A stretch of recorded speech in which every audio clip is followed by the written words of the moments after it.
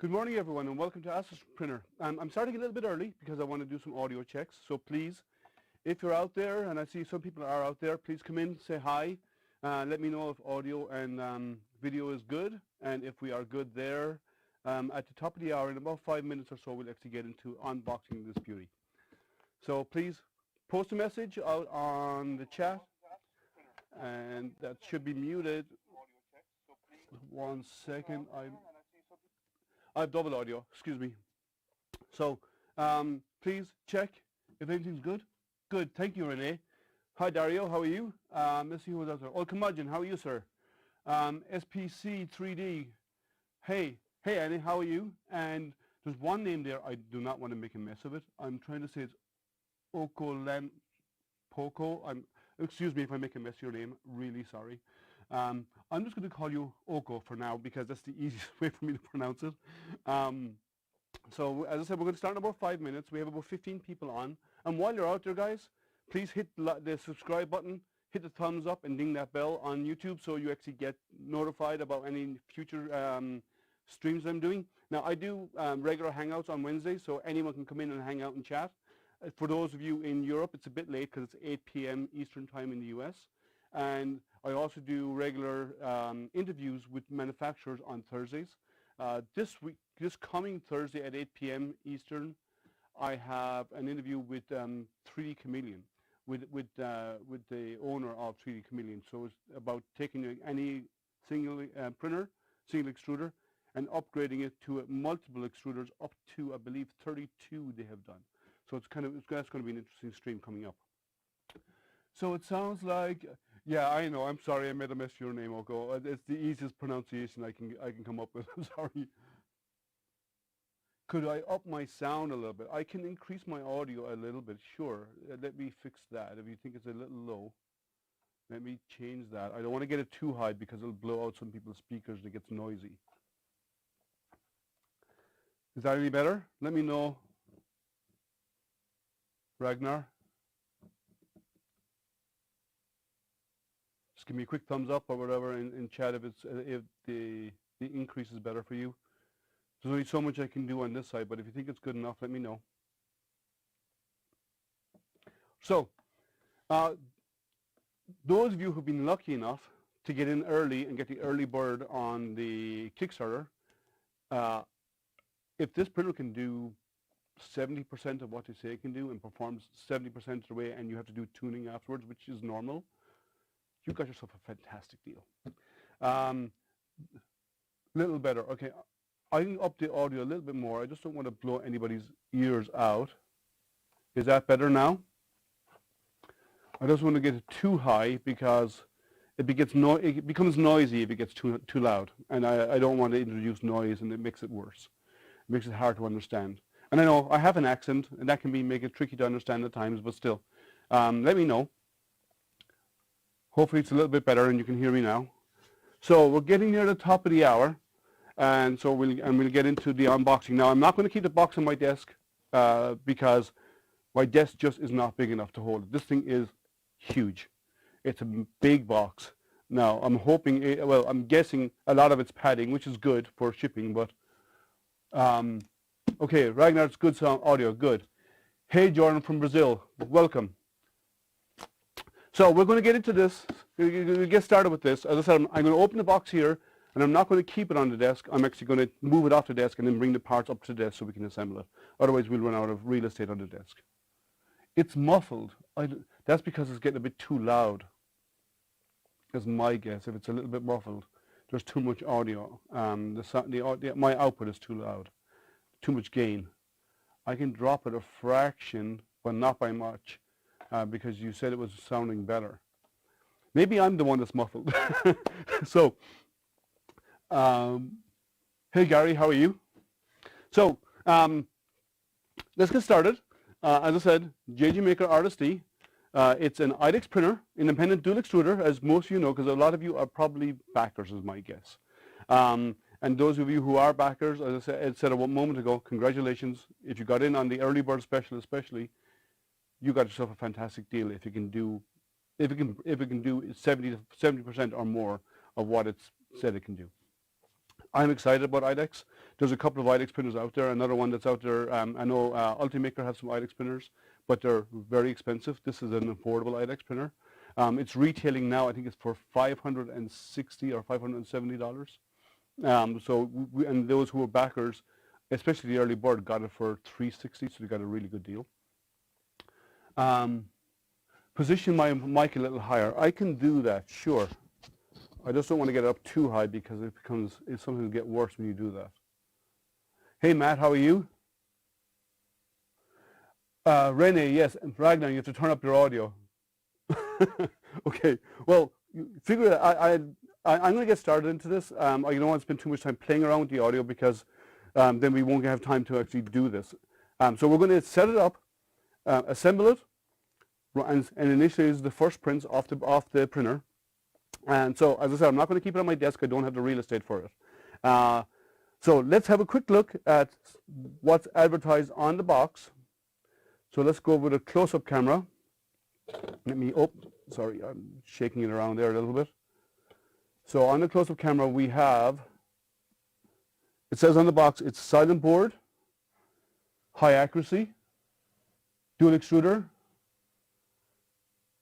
pre-assembled. Now, it's not fully pre-assembled, but it's close enough.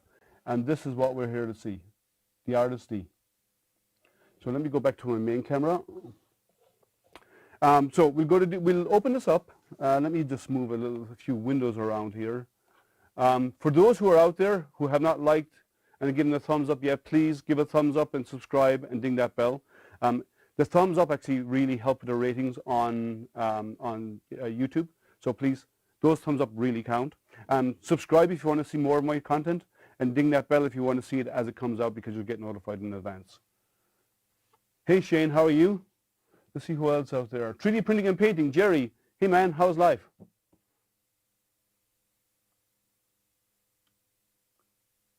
Yeah, I can't tell about a mobile. So okay.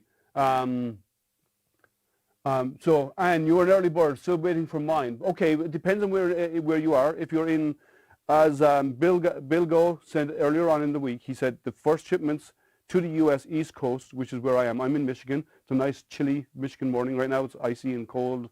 And those who are on the West Coast, there are shipments on its way to the West Coast to be delivered.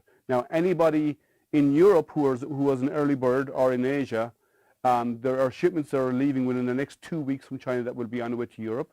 And then also it'll cover the rest of Asia because they've finished all of the building of the final product of the basic machine, the standard machine, for all of the backers. It's done. They're just building additional now.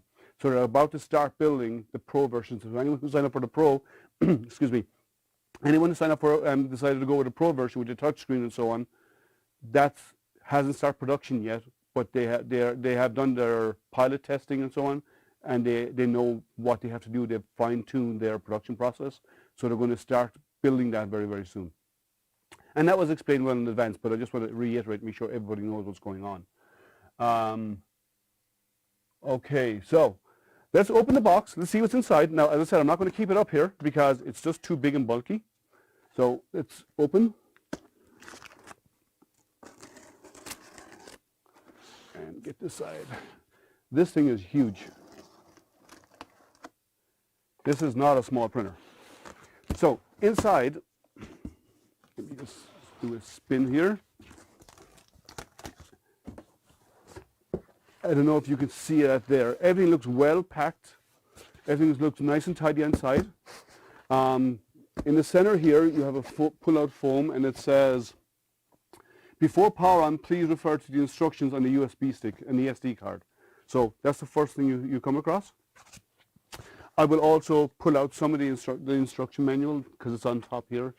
So the instruction manual is right here. It's actually looks like a nice manual. It's well laid out by the looks of things. Let's see what else is in there. Some nice graphics about where everything is and what's inside in it. Some nice diagramming, assembly. Let's see what they have in assembly instructions here. The assembly instructions look pretty decent. And I'm actually going to keep that here because I haven't assembled one of these printers before. So Renee, you're waiting on the Pro version, and I can't wait to wait for it. Yeah, well, it is going to start. It is starting production. So, and if you're in Europe, it depends. They ship the way they've been shipping is they've been basing it based on the number of backers for that machine type in a region. So if more people for the Pro version were in Europe, the first batch will go to Europe to fulfill some of those orders. If more people, as in the case of the basic model, the standard model, more backers were in the US, so the first batch came to the US. So that's the way they're shipping it, and they're doing bulk shipment within the region, and then they're distributing, which is just done for the standard version. So let's see what's in here. We have some ribbon cables. I'll store those aside. This is all of our parts and so on, our tools. I'm going to leave that out of the way in the back here. And I'm going to move this off here. Down the side here we have, these are our Purge Buckets, and there's some filament spools. Let me pull these out. Nice blue, nice shiny blue. Some brackets and bolts.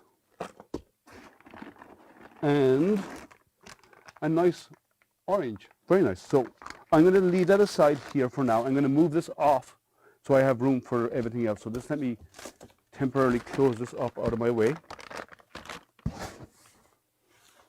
And I'm going to move it off to the side and then unpack.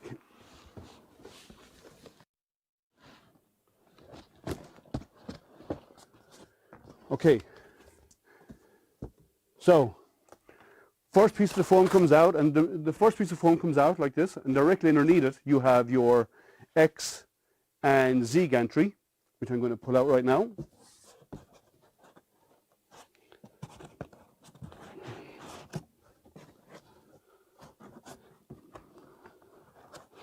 Let me quickly show you this.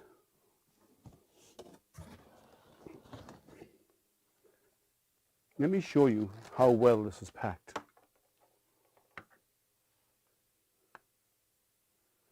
This is packed really well. It's difficult to get out of the foam, which is good because you don't want it shifting around and moving within the foam box, inside the foam, inside the box. So it's really, really packed well. So just give me a moment while I unpack that, and I'll be with you.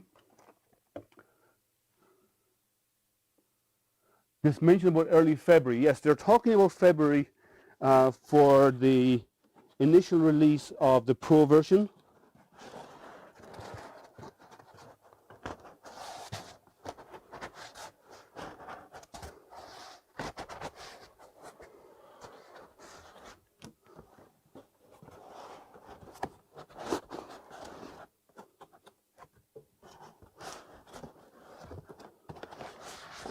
This is well packed. Okay, here we are, the X gantry, X and Z.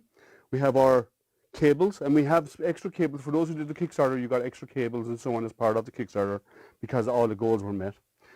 So we have our dual extruders right here, and we have a dual Z here on the back. There's two Z motors and dual screws.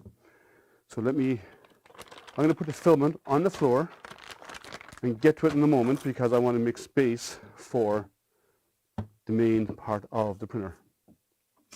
Let me put this right here.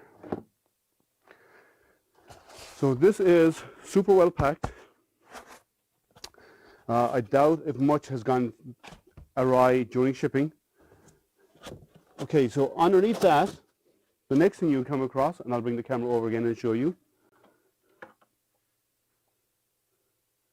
Click on the close-up there. You have your main base, and to the side of it, you have your, over here, you have your filament, your spool holders, and our magnetic bed. So I'm going to take this out right now.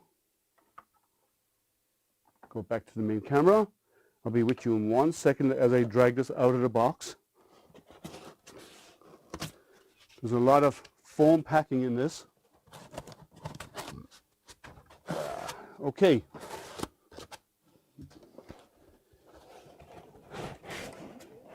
Oh, there we go.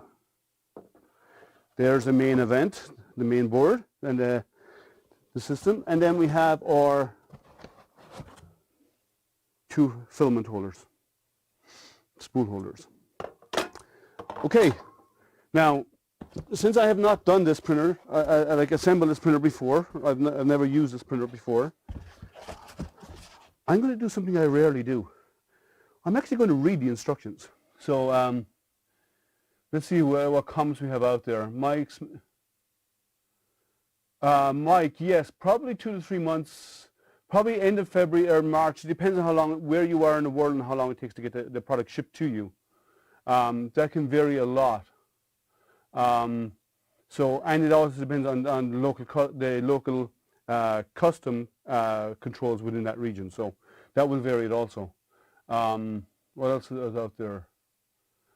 They mentioned something about early February. It might be a little more delayed because of those parts that they were missing. I don't think it's going to be delayed. I think they're going to make their delivery in February, or start shipping, sorry, in February.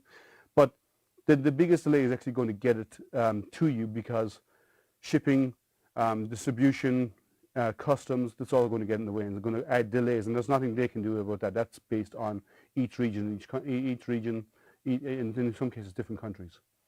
Let's see, you probably need a bigger desk. Thanks for sharing your unboxing. Yes, I actually built this desk, and I think I went a little bit too small, even though it's 4 foot by 3 foot square, 4 by 3 foot. I think I need to build a bigger one, and to do that I need a bigger area, because there's not an awful room here down here. I need one of those to get rid of a few others to make room. Yeah, you do. Well, that's what I do, because I do get some demo machines and so on, and as part of that I don't keep them forever. I rotate them, because I donate them to schools. So let's go through the instructions and see what it says about assembly. I'm assuming it's pretty straightforward, but let's have a quick look at what's in the box. You have power cord, you have the clip, you have your level cutters, you have a wrench, you have an Allen key, you have the T-shaped Allen key, which we saw. It's a really big, robust Allen key, which is nice. Normally you get those small little metal ones. We have some sample filament, but you already get the half kilo spools as part of it. USB cable connected to your Octopi or Octoprint or whatever you want to assemble it to. So assembly looks like it's basically 4 screws to start off with. So we have our little bag of goodies. Let's open this up. This is the idler for the belt tensioner that goes on the top of the Z to keep 2 Z screws in tandem. And that's metal. There's no plastic in that. I don't think that's actually metal. Then we have all of our thumb screws for various items. Throw that aside. So these little thumb screws, they're for various different items. And then we have the large bolt, which actually holds this gantry onto the base. We have some washers here that we do not want to lose, some spring washers. So I'm going to start off with a large 4 bolts. They look like M50s is my guess. And the instructions, as I said, I'm going to follow the instructions for a change. The bed is 300 by 300, and it's 340 in the Z, is what is the size of the printer. So let me make sure that I do the right things, and so basically, to assemble, lift, sit this in the, actually let me show you this before I do that. In the base we have, I can bring over the other camera.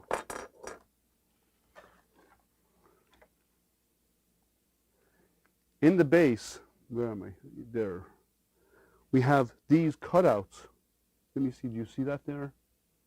Let me just quickly check. Are you seeing the same thing I am? No, there you go. So you have these cutouts for the end of the axis, for these 2040 extrusions to sit into. So it's actually key to make sure everything goes into the right place. And even the cables are nice and tidy and brought up where they're needed. They're not scattered around. So it actually I actually like that idea. So we'll go back to our main camera. And let's get this in place. So apparently it's just sit that there.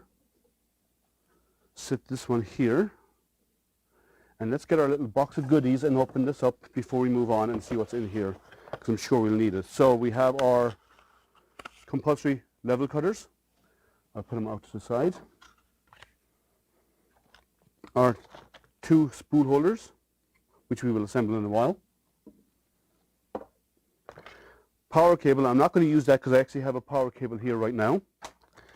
We have filament samples, but it does come with the half-kilo spools. So you can play with these later on if you wanted to for something small. This is our full-sized SD card, an 8 gig SD card, and it's a scan disc, so it's a good model, good brand, and it comes with a USB adapter, so you can plug it into your PC. It comes with your scraper, your metal scraper. I'll store that aside over here. This I like. This is how you do Allen keys. This is a large Allen key with a grip, so you can tighten stuff down. This is the way these should be. Now, we often get these small little Allen keys. They do give the small ones as well for smaller items, but a lot of manufacturers just supply this. And that's okay, but this is much nicer, I have to admit. So we'll put the small ones aside because we probably need those soon, and I'll need this now. We have our, as part of the Kickstarter, extra nozzles were promised. Extra nozzles delivered as part of the Kickstarter. So they come as part of the kit. You come with a wrench that would be needed for your concentric nuts and so on. Oh, there's more nozzles. Oh wait, and there's more nozzles. So there's nozzles galore that come with it, spare nozzles and various sizes. I haven't checked the sizes of them yet, but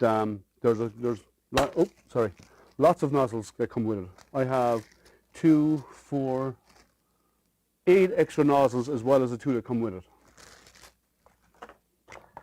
And you come with your USB cable to connect to your PC. Now, one other thing it comes with, you have your warranty card. And this they use for leveling, which is you level cold, is what they're saying. And this is actually used for your leveling. Now, there is a film over this that needs to be removed, but you actually use this for leveling, and they say level cold. I might do that, but I generally tend to level with hot with a sheet of paper. But we'll keep that aside just in case. And let me put this box out of the way, and we'll start the assembly. Okay, so 4 bolts.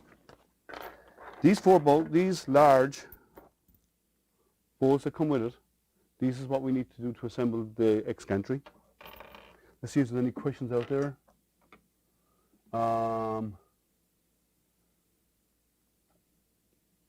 Well, they say 310, but printable area is actually a little bit smaller than that, I believe. Even though they say 310, Johan, I think it's actually 300 because Cura and so on by default puts a little border around everything. And 350, I think it's 340 in the Z is printable area.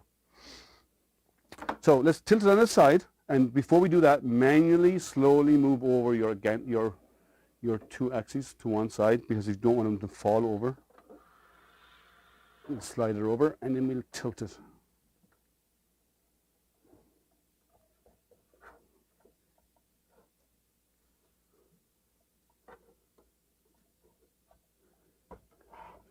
There. It's kind of hard to do with one-handed, but I need to hire an assistant, I think.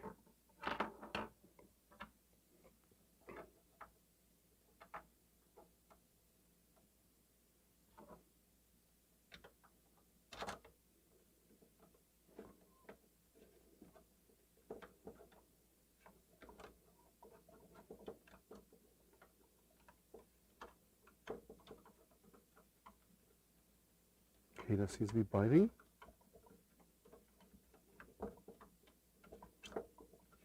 Maybe, maybe not. Let's see. It's not. Let's see. Push it.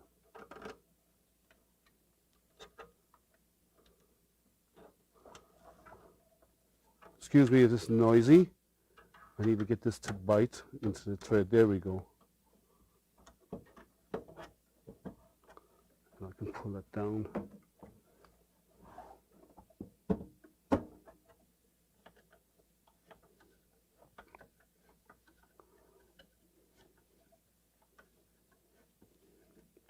It's hard to put it on its side because of these sticking out. You can't really tilt it all the way over to its side. But there are little rubber grommets in the base, so when you insert them, it actually kind of holds the bolt in place for you to get you started.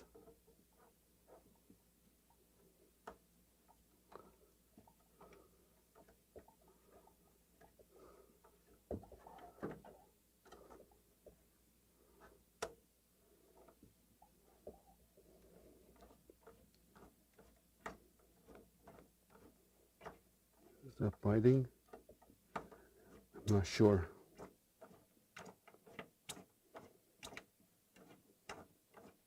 Maybe not. So let me back this one off a little bit so I can see what's going on.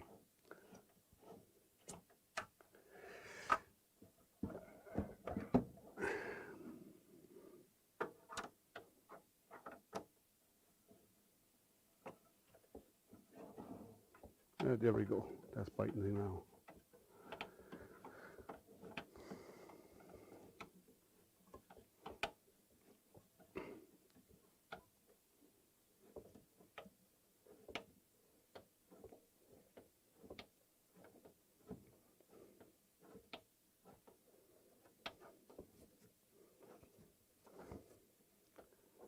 So the assembly seems to be fair enough. They advertised about how simple it was to assemble. That was one of the big areas that they promoted. And I've been looking at the way it's been labeled, and I have to say, that's how printer labeling should be done. Everything is easy, it's large, it's clear, it's easy to understand.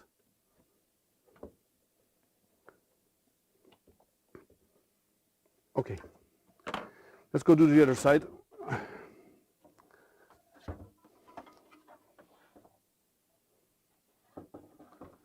Again, move our axis across slowly, because if you move it too fast, it's not good for it. So I like to tend to move it around slowly. And once you have one side in, the other side will pretty much hold itself. So let's try and get these in.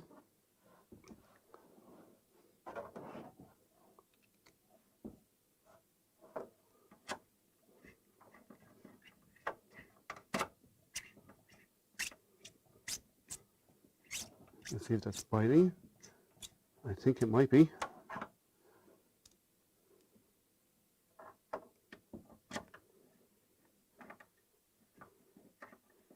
Let's see what question out there.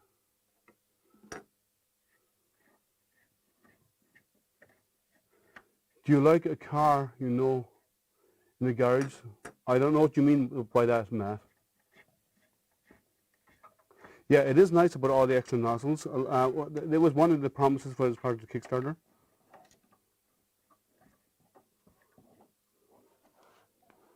Let's see if I can get this to bite. I don't think the second one is biting.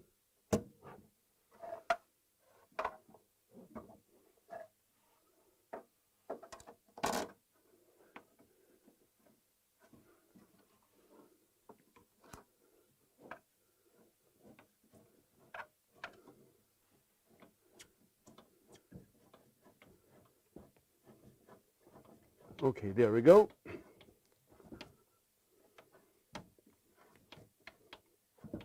Be sure they're nice and snug.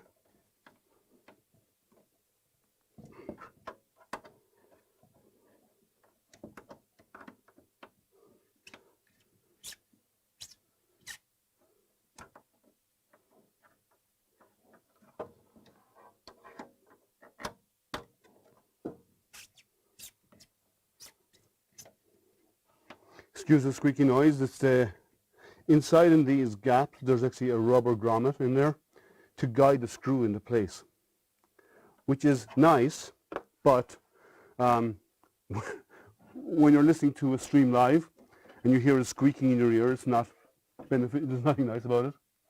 So Matt said, sorry, I meant to say assemble it like the car garage. You know, put one side of the printer over the edge. Yeah, well, that means I'd have to kneel on the floor and I'd be out of screen. I'd rather just tilt it up and show you. But yes, I could have done that, and you know, that would be if I was smart. But here's our magnetic bed. Good bed adhesion. Very good bed adhesion. I don't think anyone would need to worry about the Curie effect on the bed. Those who do not know what the Curie effect is, the Curie effect is as a magnet heats up, the alignment of the atoms in the magnet are all pointing one way to be magnetic. But when you heat a metal, the atoms tend to move, and that decreases the magnetic effect of the material. So, yeah, I won't go into that too deep. Sorry, I'm a nerd. I can't help it. So, the assembly would require these to be cut. There's a couple of, actually you don't need that. There's a couple of these zip ties to be cut off up here and over here to release these. I'll throw them on the floor. There's also zip ties up here to hold cables, and I'll show you those in a moment, but let's remove that zip tie. Let's see where else we have zip ties, if any. Nope, that's pretty much it. Okay, so let's start out with the assembly in the front. So these ribbon cables, they're all numbered. This is numbered 3. Easy to see. And it plugs in down here. So number 3 plugs into number 3. They are keyed. They are metal, which is better. They're not these plastic ones. You have to turn the cable so the white part is facing outwards when you connect it. So it slots in. Hope everyone can see that. Up here to number 3, up here. Or am I wrong? Let me see. Oh, I believe I'm right. Clicks in there like that. Done. Over here, the same side. On the other side, we have number 4. So it goes into number 4 over here, which controls this side.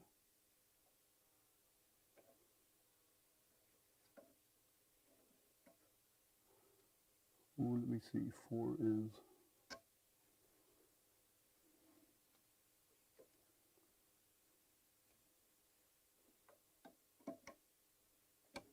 plugs in like that.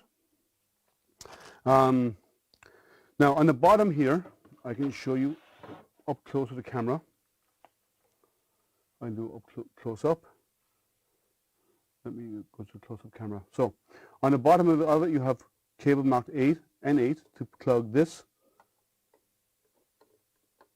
in here. And then on the other side, you have 7 and 7 in here. And if you by any chance see the mess behind me, please ignore it. This is a bit of a workshop and a bit of, it's used as a multi-use area in my home. Now, let's go to the back of the printer. I'll spin this around so everyone can see what's going on in the back. So, heated bed. You have the connector. Goes in right into the bed right here. Let me move that forward so you can see it, back here so you can see it better. This plugs in right here.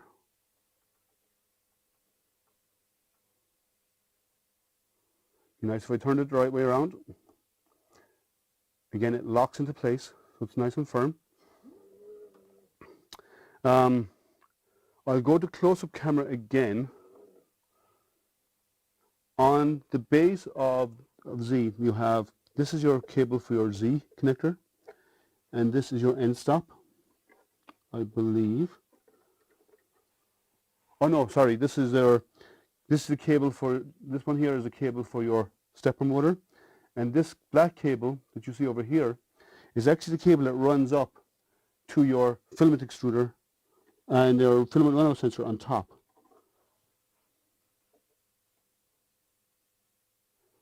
So let's plug these in. Let me try and get this situated.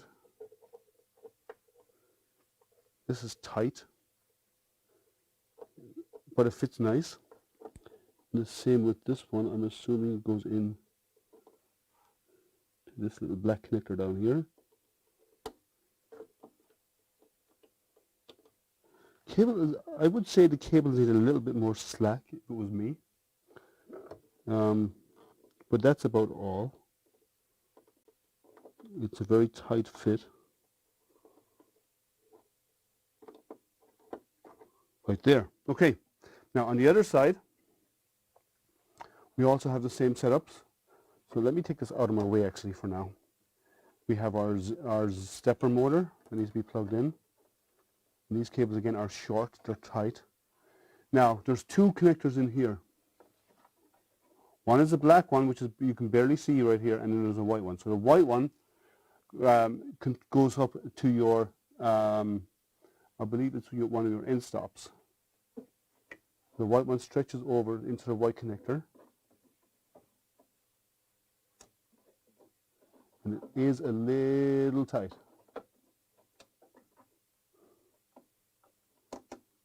But there's no question about what goes where, because that's as far as the cable will reach. And then this black one is kind of hard to see. I don't know if you can see it in there, but there's a little connector in there. It's kind of hard to reach.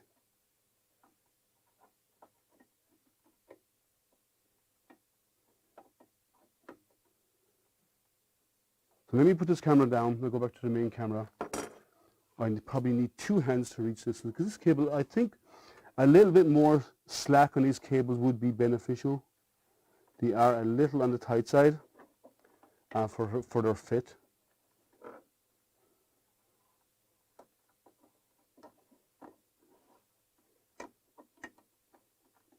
So yeah, this connector is kind of tight.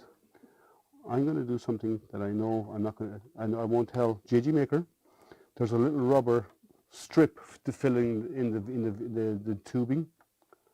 I'm actually going to remove that because I want to get at the cable. I'm going to remove this little rubber strip that you see here and plug the cable in, and then reseat it afterwards to keep the cables tidy, because the cable was way too tight to reach its planned destination.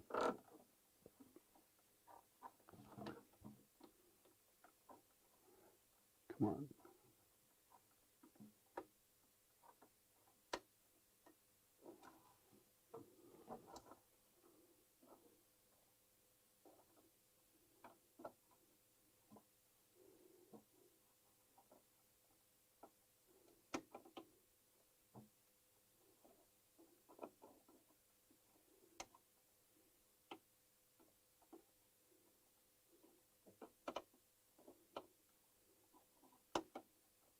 I'm going to use my phone to light this up because it's kind of hard to see.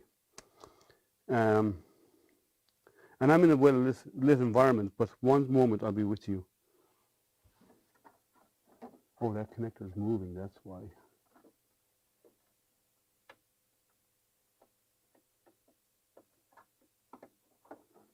There we go, a little bit of light out. And I'm actually going to recover these wires because I don't want them to get caught with the beds moving forward and backwards. Because this is a bed slinger, so the bed does move. So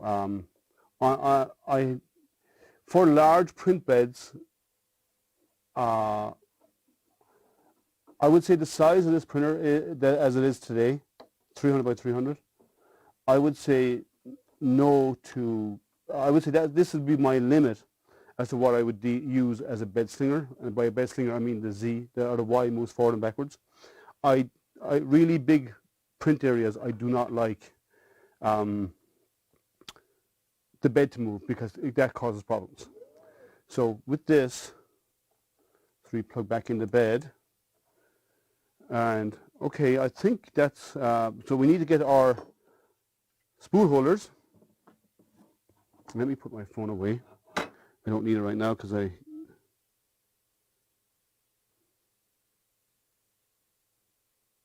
turn off my camera. So let's see if there are any questions out there. I'm not sure. Let me see what it says here. The sticker removes, icons don't. Okay.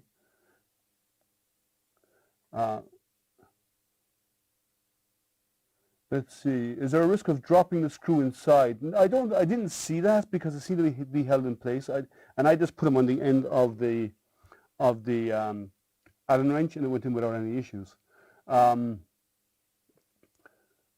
Is there so I didn't see that being an issue. There's a sticker on the front with the ugly blue icon.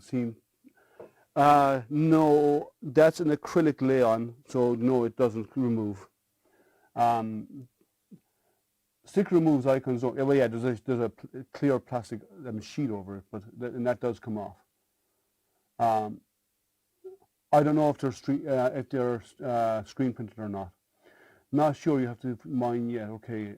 Is there a front like a piece of acrylic? Oh, that's a statement. Okay. Are the blue slot covers printed, extruded, or injected? The blue slot covers for the V slot, these are actually like a rubbery material. So these are not printed. These are actually molded, injection molding. Looks like not printed. Yeah, okay, no airlines. Yeah, I agree with you. It looks like the standard connectors. Yeah, pretty much standard connectors, most of them are. Rene, that means you would actually prefer the Core XY printers or have a discussion. Yes, I actually recommended the Core XY, and as part of one of my posts on that discussion, I posted about using a Z dropper rather than a bed slinger. The Z dropper is basically a cube design, and the Z comes up and down. I have one on my Ender 5 Plus, and so when you're printing, all it moves is your X and Y head at the top, and your Z bed drops down. I like that design, especially if you're doing stuff that has a tendency to sway. Matt German, who's out there right now, Matt does a lot of lithophanes, and a bed slinger, you have to print really slow in a bed slinger because of that, because the lithophane has been slung around and being moved, and you have air resistance and you have inertia to deal with and so on. Whereas in a Z drop, all you have to deal with is the nozzle rubbing against the part to cause any movement in the part, if at all. So, which is going to be minimal, right? So, okay, so let's double check here to make sure I don't get anything wrong. I've done this. I have to put on the tensioner, and the tensioner is held on with one of these screws here. So the tensioner, which is this part, it has got an idler on it, and it's for tensioning of this belt between these two Z screws to keep them in sync. So you basically put this on here, loop it through one of these, and there is a hole on top in the center.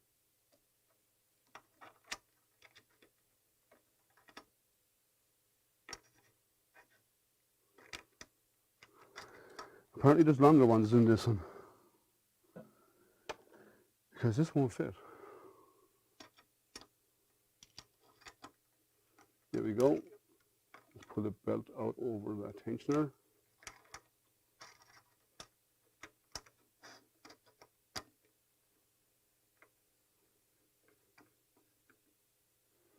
And this is to add tension to the belt to keep these two in tandem.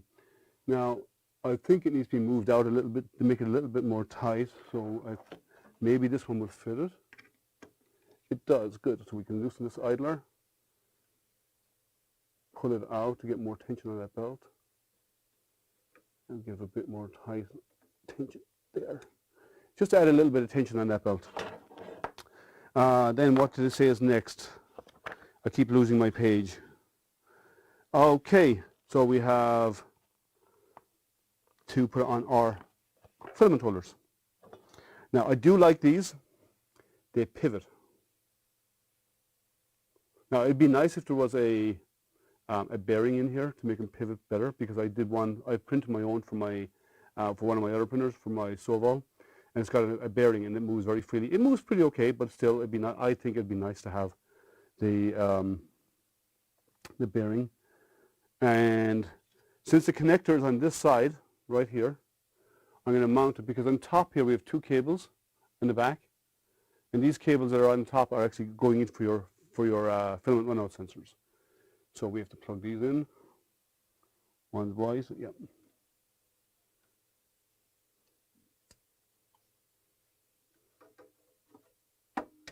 and they mount to the front using these thumb screws again.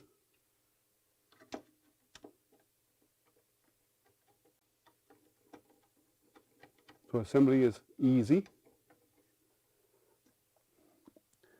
Now I'm also assuming assembling these is using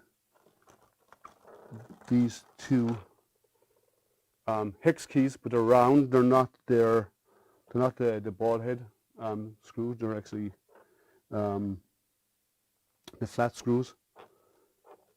So let me just put a spring washer on each of these to assemble this, and your spools mount to the back, I'm assuming. Oh no, I had that wrong actually. It's my mistake. The fun of live TV. I actually have it on, so the spool should be on the other side. My mistake. So I didn't, even though I read the instructions, I actually didn't read the instructions. So this goes on here.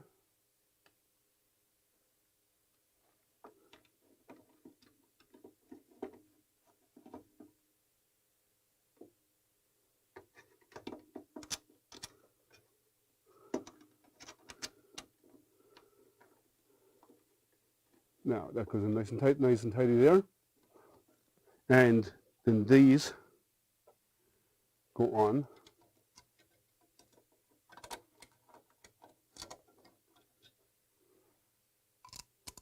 Wrong ones, my mistake. It's the wrong ones. You just screw on up here.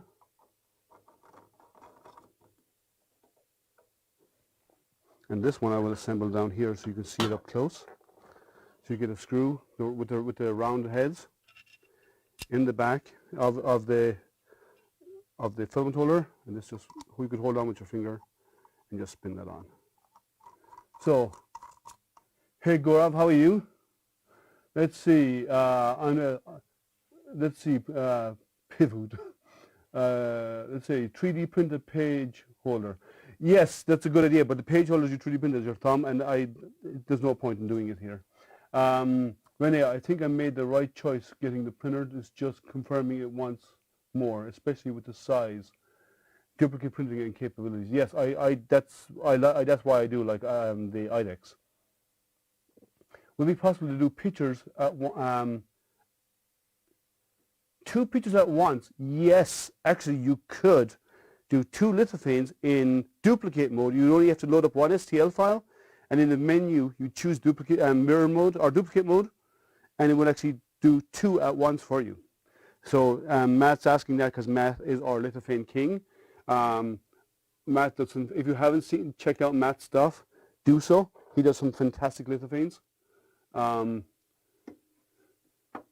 let me see.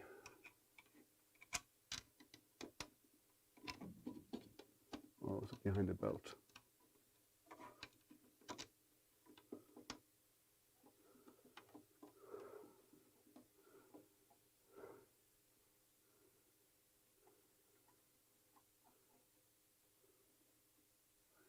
Okay, well, that's, oh, we have the Purge Buckets. Let's see here. It should be possible to do two pictures, yes. Doing a good job, man. Sorry about the late. Oh, girl, I'm doing great. Thank you. It's a nice, cold, chilly morning out there here in Michigan, so I'm happy to be indoors, not to be outside in the freezing cold, because it's chilly this morning. We had some snow yesterday, and there's more planned for this evening. So, yeah, I'm happy that I'm not out in the cold. So, two more thumb screws, and these are used for holding on your purge buckets. Now, remember when you put on your purge bucket, even though it says the number 10 here, and on this side it says number 9 for your purge bucket. You have to, it's easy to remember, just put the brass brush that's in the purge bucket. The brass brush is here, because the nozzle wipes off the brass brush as it goes out. Just make sure you mount that facing in towards the center of the printer.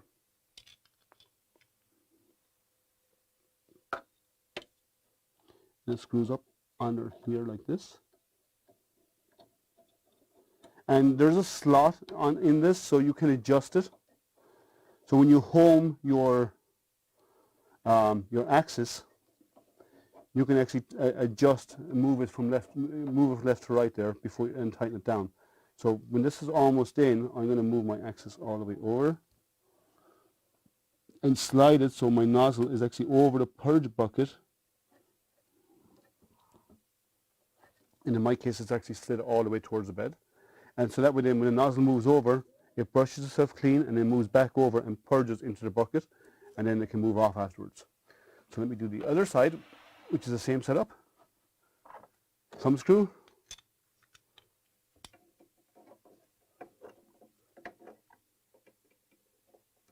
Let's see what else is saying here.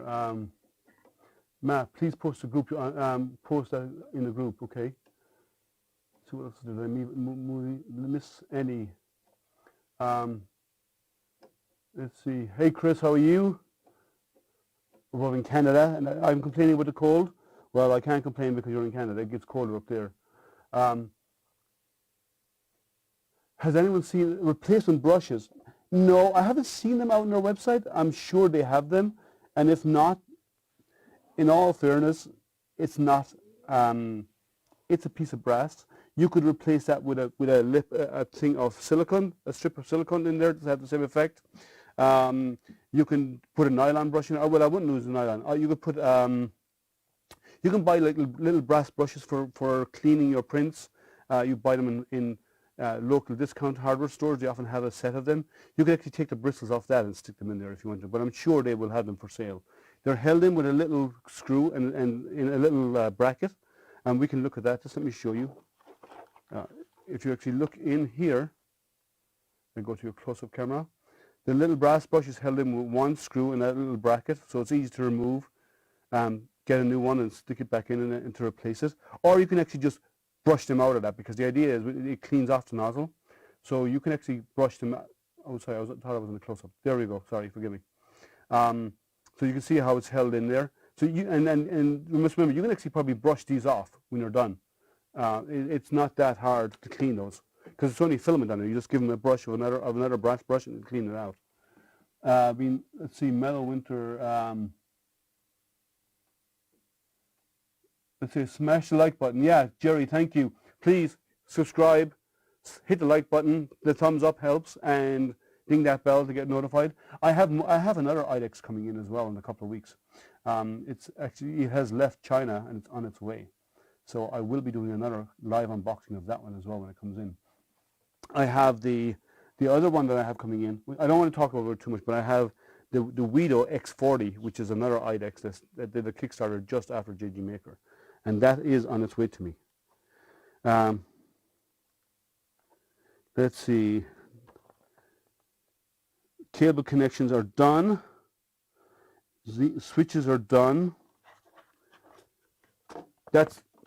Guys, that's it. That's the assembly. And half of it was me talking. The assembly is done. That was fast. Now, I do love the way everything's labeled. I mean, you can't go wrong. The connectors will not go in the wrong way around. It can only go in one way. They're laid out so they go in the right direction automatically. I have some cables to put in here for these in a moment now, but that's pretty much the setup is done. There's two connections I need to add in. There are two for the extruders. So let me get those out of the bag. And these are long cables. So I have, let's see, they're numbered. Number 1 and number 2, and you have extra, I believe. So number 1 plugs in right here.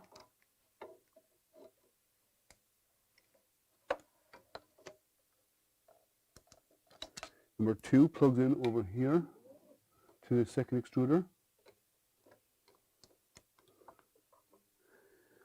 These go into positions 5, so let me show you where position 5 is. On top here, you have positions 5, 6, and 5 over here on top. So number 5, which is your extruder, goes right in to position 5, like so.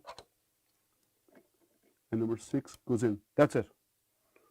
That's it. These are spare cables, I believe, one of each for one of these in case they go bad, or one of these. Now, I will say they're not the normal hard plasticky ribbon cables. They're kind of rubberish coating on them, so the chances are they're going to be more durable than some of those hard plastic ones which work hardened. But you do have an extra of each, an extra one, long one for your Z, that goes into your Z axis here, that goes up along the Z, and you have an extra one for your extruder as part of your kit. Which, if I remember correctly, they were talking about doing that as part of the Kickstarter. I just have see if I missed anything. Let me have a quick look. Let's see. Tensioner is done. Oh yes, there is one thing I missed. On the back, you always check if you miss something if you have spare parts. These that I thought were these flat-headed round barrel type of hex keys. These need to go in the back here to support this, because just with the thumb screw, this is soft. It will bend with the weight of the spool. So these, which are nice key, should plug in here. Let me see if I can turn it towards me so you can see what's going on. Yeah, let me just loosen this to make sure it has got some movement, to make sure I can get it down into the right spot. Oh, I think this is the wrong way around.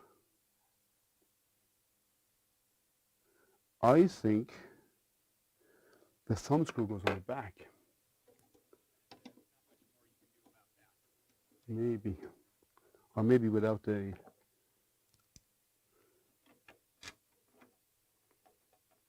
that doesn't reach there. So I'm guessing,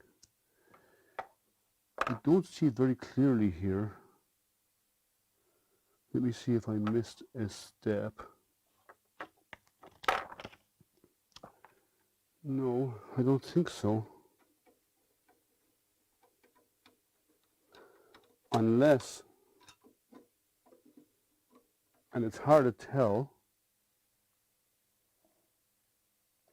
I have a feeling that the thumb screws are used up here only and not on the buckets. The buckets have to be bolted in. I think they added thumb screws. Now that I'm remembering, I think the thumb screws were added, or the normal bolts go onto the purge buckets. So it doesn't really give a lot. It's a bit tricky, so let's move these around because they fit. Actually, no, I'll leave that one there. I'm going to move the purge bucket ones. I think the purge buckets are supposed to be screwed into place with the other screws.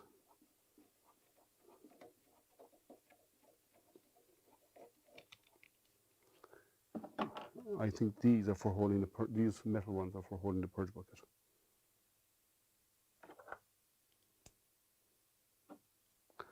So for that, I will have to slide it off the edge.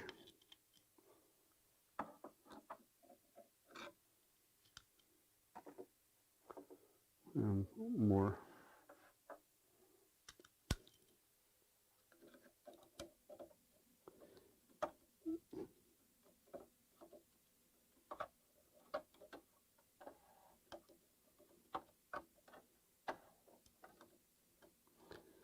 Yeah, so the thumb screws actually go on the filament holders altogether.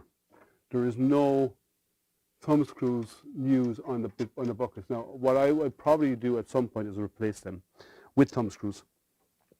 Let's see. I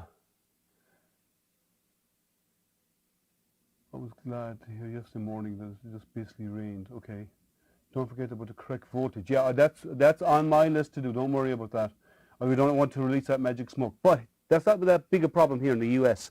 If it's shipped in the US, if it's shipped with 220 or 240, it's safe to plug it in at 110 volts here in the US. If it's shipped with 110, you plug it in Europe, you blow your board. That's why they ship them by default with a higher voltage. Initial reports are positive. Yes, I agree. I think we'll get together positive feedback from the stream. It looks like for sure already. That's good. we're in the same weather zone. Okay, we're talking about weather there. I think they can change the purge bucket to thumb screws. Yes, I think so. That's what I will do. I'll probably buy a set of thumb screws and use those instead, so they're adjustable.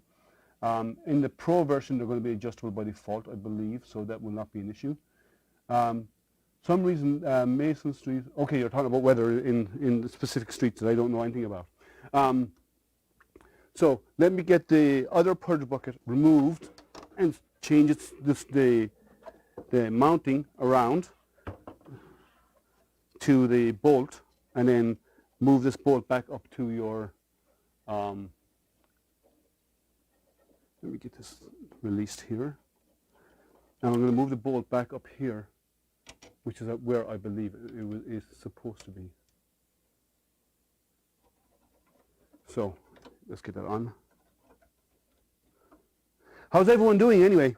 Hope everyone's staying warm. Sorry, dealing with some conversion. I don't understand what you mean there, Shane. Side convo is good. Side convo is good, guys. It's all good. The fact that you're here is good. So side conversations are always welcome. While I'm doing the assembly, I can't engage that much in those side conversations. But once I get it assembled and we get it doing some test printing, we can go off in as many tangents as you wish. So let me get this attached here.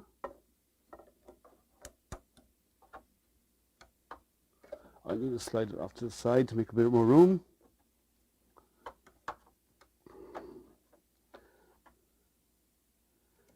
Now that seems like a much better situation.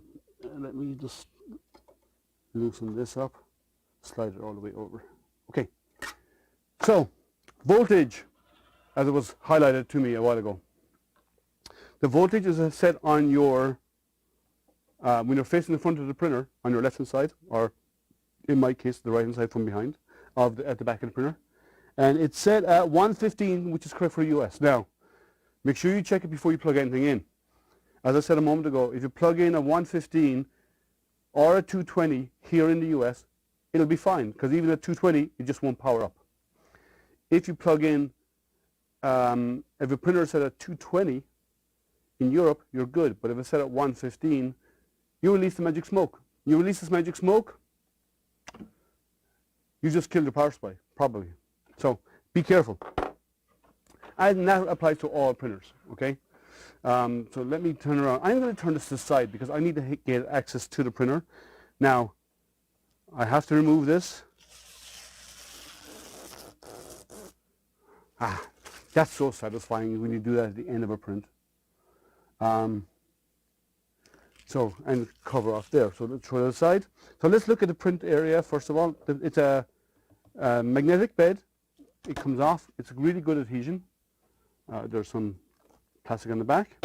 It's flex steel, so you can actually release the part quite easy just by bending in two directions. Your part comes loose, and it's a very strong magnet. So it's even hard to get it to go onto the right spot because it won't slide. The magnet is so strong, which is beneficial actually for printing. So it's a really strong magnetic attachment there. Let's see what else they say here. They walk us through the screens, temperature, motion, screen information, leveling. Now, I'm not going to go through all the calibration stuff, but there are some calibration steps involved in this. I'm not going to go through those. I'm going to print from it as is to see how it goes.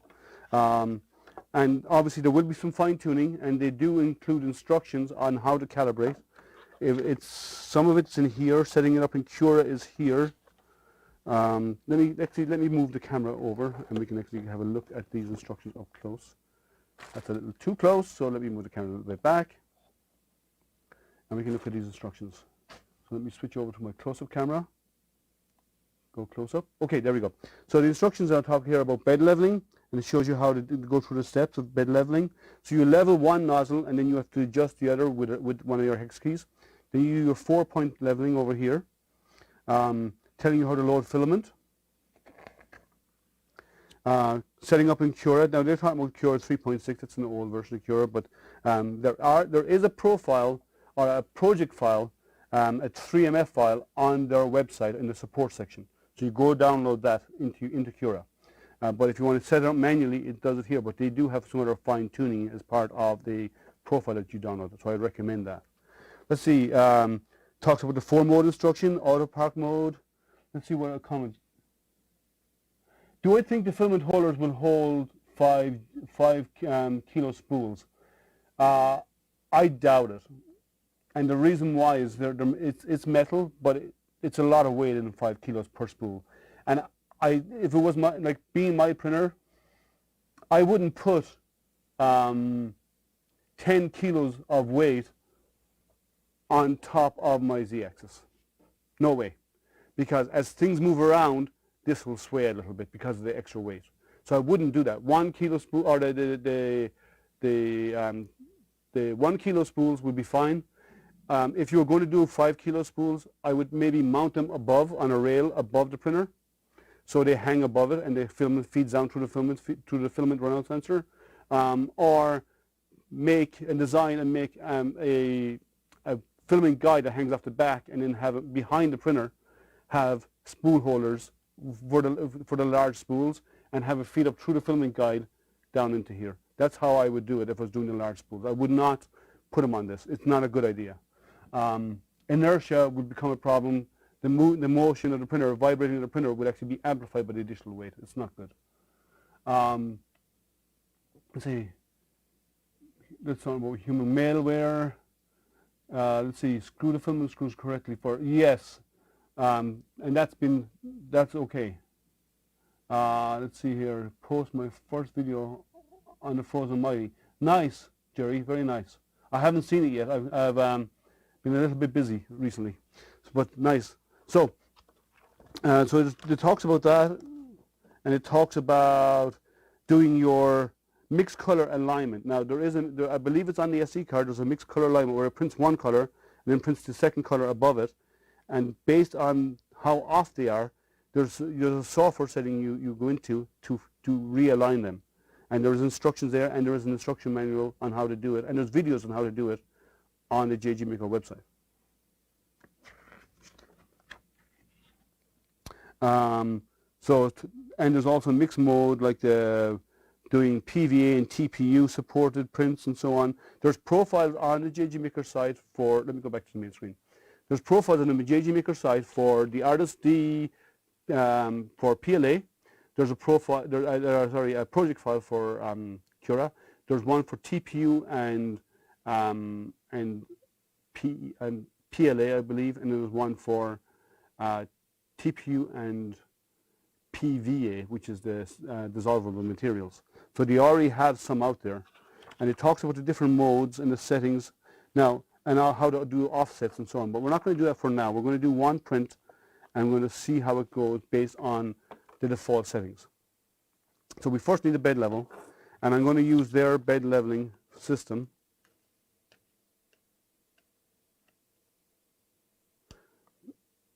Okay, they recommend we do this leveling.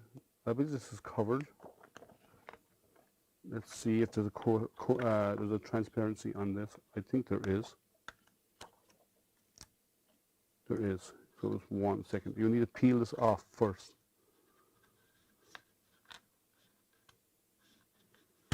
So you need to peel that off. And it says on here to do this leveling with this prior to test card. We suggest leveling the platform with this test card before you do printing. Do not preheat the bed before leveling to avoid injury or scald. Okay, so they want you to level the bed cold. Now I have a power cable right here. Let's plug it in. There's a power switch at the back. Let me show you the back before we get this done. This is a heavy printer, guys. This is not something you're going to be slinging around very often. So where's my up close? Right here in the back, the rear of the printer, you have your power switch. We've already set the voltage, and then you have this warning label covering the power, which you need to slowly remove. Now, do not throw this away, because what's stuck to it is your serial number. And then, so you plug in your power. And, oh, I don't want that there. And I'm going to spin it around because I want it facing me, because I want to be able to see the menu. And I want to show you the menus also. Now, let's put the printer back here. And we home our axes by hand for now. And let's pray for no magic smoke. Booting. She's booting up. We have our 2 nozzles, our temperature of each, our bed temperature, our X, Y, and Z positioning. Over here you have a sales and support link. Obviously the JGMaker logo and the same items that were on the side of the box printed over here on the side. So let's go in and click the push button. Now some of you will have touchscreen, it will be different. So we have the info screen, which is where we were. We have motion. So let's test our motion first of all and make sure everything. We go to move axis. And let's move the x-axis first of all. So let's go to x-axis. 10 millimeters. And that's extruder 1. That means it's working right. We'll go back up. Move Y. We're going to move the y-axis. Go down 10 millimeters. And our bed is moving. And then we go back up again. Go to z-axis. 10 millimeters. And we're going to move our Z up. That's good. It's working. At least there's no immediate mechanical issues. That's good. So let's go back up. We're going to do something else. We're going to select E2. E2 here, E2 is our extruder 2. We're going to move. Now we're going to the extruder 2. We go to motion. Move axis. Move X. And when we move X, it's extruder 2 that's going to move. And you're moving to the negative number. So you see the negative? See it here moving? Okay, we go back to home axis again. You now to select extruder 1, extruder 2.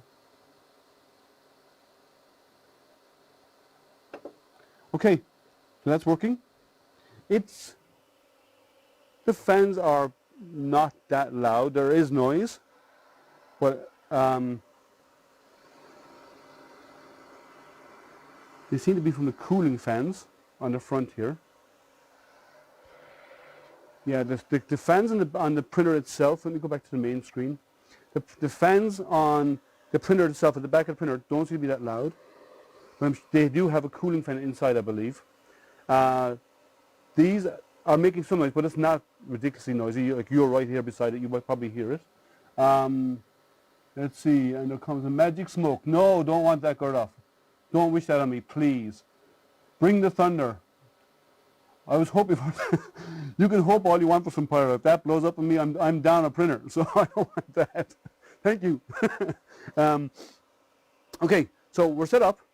Now we need to put on filament. So I'm going to retrieve off the floor, because I threw them out of my way a moment ago, my blue and my orange. So we have some nice orange filament, and it's a nice, it's kind of shiny-ish. Trash. And then we have the nice blue color. And that's a nice shiny blue. Look at that. That's a nice color. In here, that's kind of matte color, but this is a nice shiny color. So, filament. Before we do that, let's level the bed. Actually, I forgot to level the bed. So apparently we have to go into the menu. We go to let's see, I think it's media. I haven't used this. This is a default stock. So bed leveling, they have it on page. You go to motion, bed leveling, level corners, or you first do auto home. So you go to printed, motion,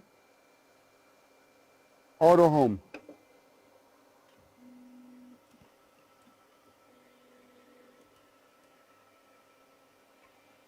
See if I can get this set up so you can see what's going on here.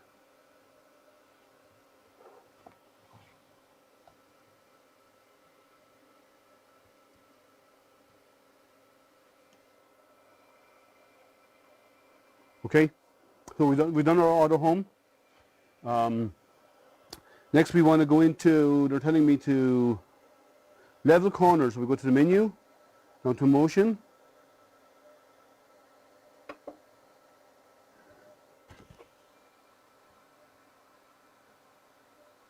Bed leveling.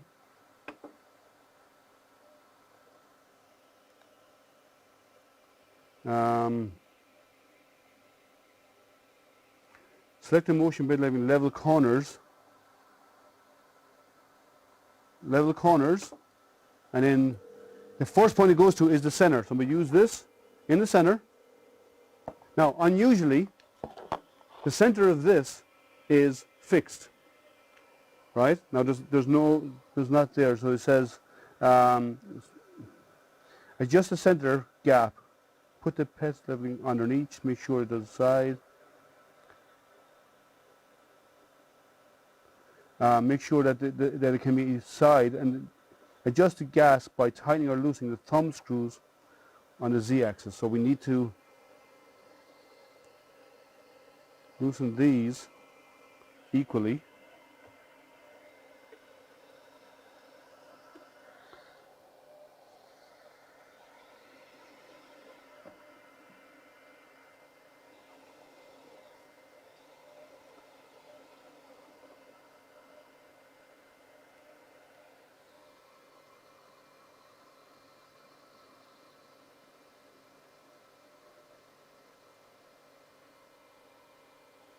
Oh, sorry, my mistake. There's a screw here for the Z. It says tighten or loosen the Z. So I think I need to use one of these. There's an adjustment at the back, and I'll show it to you in a moment. Bring the thunder. I was always looking for you, bud. Is that assisted bed leveling? Kinda. It assists by going to the spots. Marlin comes with mesh leveling. So let me tighten these down a bit more actually, because I want these to have a bit more tension on them. And I'm going to adjust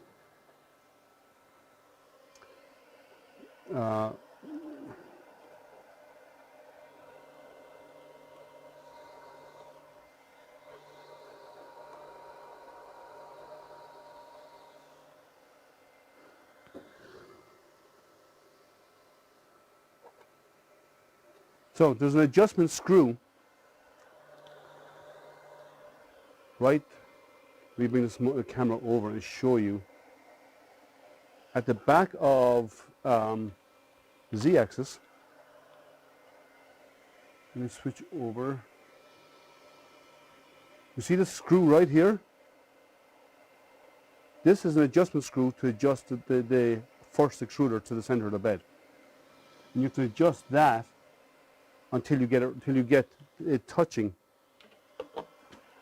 So using this, you're basically backing off from the Z-stop.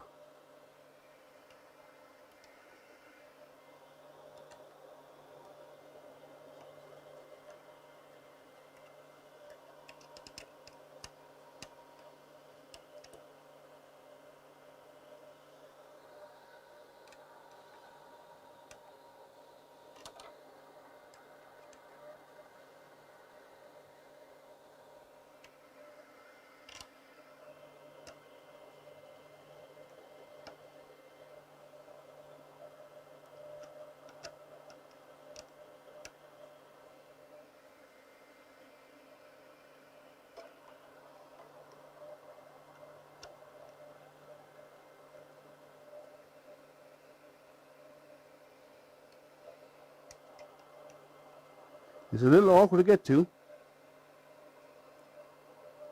I will admit that, but it's not that bad. the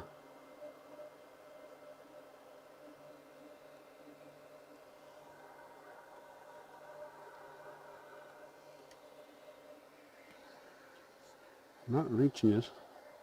Maybe I need to adjust these now.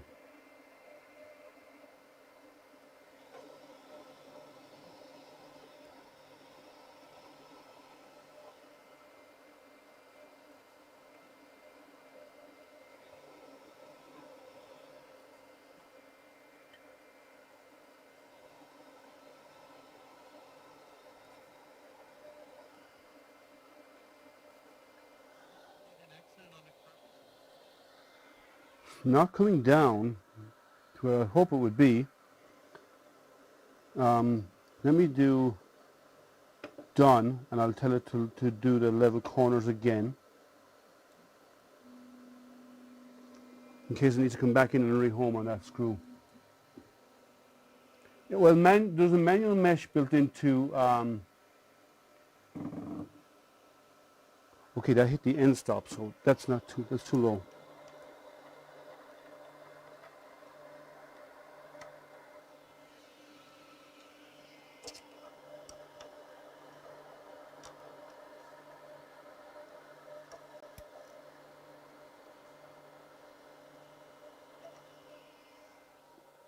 Okay. Let's do motion.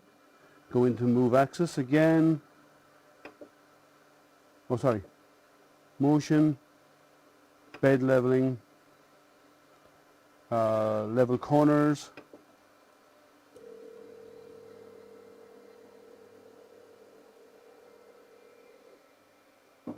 Now we have contact.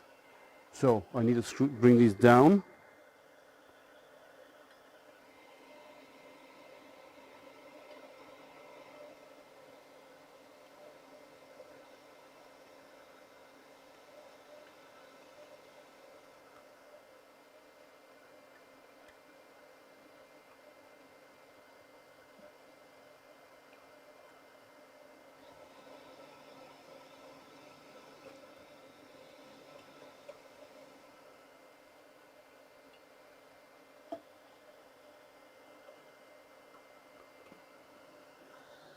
A little too tight, but it's okay. Get it there where it needs to be. Almost. I think I actually need to back this off a little bit, because it's showing it's a lot tight. I think I need to read it and level it up again. So I'm going to go back to done. I'm going to go to bed leveling again.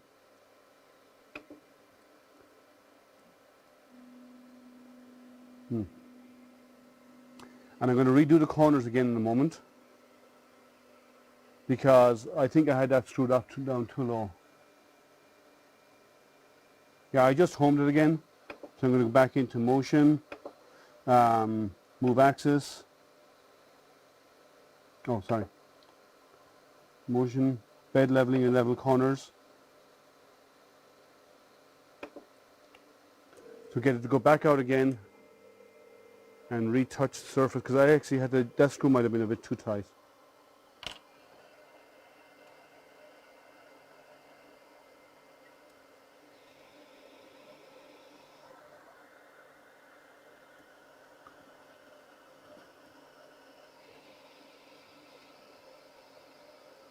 That's about where I'd like it to be. Slight drag. Yeah. Okay. That's done. So remember that the screw in the back might have to be just a little bit. If you bring it in to do the first bed leveling, and you get all the way in, and you find out that you have to really loosen these screws a lot, what you need to do is you need to undo that. You need to tighten the screw down, or loosen the screw in the back a little bit, and repeat the process home, and repeat the process till you get to where there's slight drag on your plastic without digging into it. There should be drag without digging into the plastic, and do it cold. So go to next. And it's going to move to the next point, which is the front. Now the front needs to be let out a little bit, a fraction. Okay, next.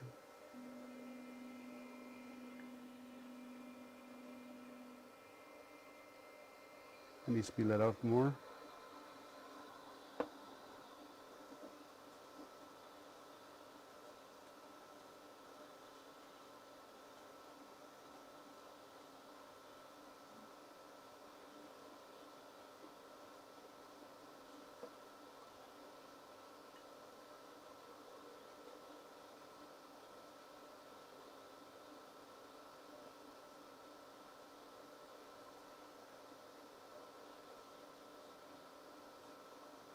And remember, when you're doing the leveling, it's important to remember, release the springs and don't touch it when you're testing this. If you don't release the springs, you're actually putting tension on it, so it won't work. You're not getting an accurate reading. Just put it to the back there. See what's happening out there. Yes, I know, Jonathan. You have to repeat the screw adjustment in the center. So I'll redo this. Once I have this leveled here, I'll redo the leveling in the center again, and then bring the sides up to meet, to adjust the sides. So slight drag, okay. Next. Yeah, so this is, first setup takes a bit of time. It's not too bad.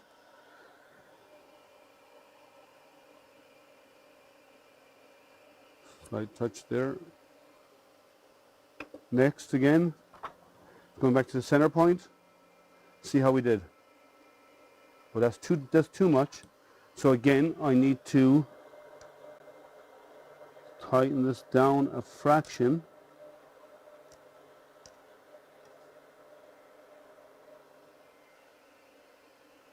And I have to do done and rehome it again. So go to level corners again. In the center. No, I need to go tighter more.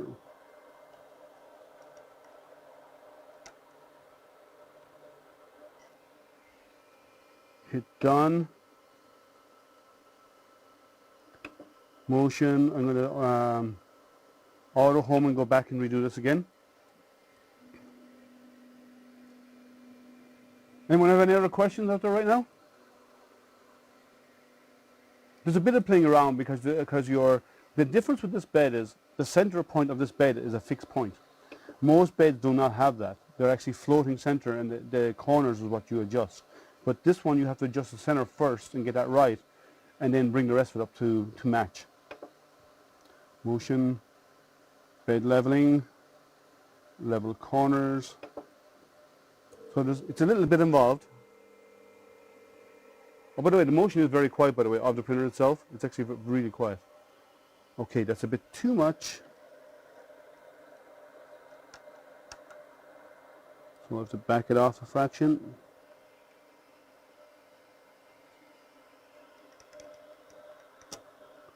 And go back to done and rehome it again. Auto home, all axis, and I'll repeat it because I need to get that center point right.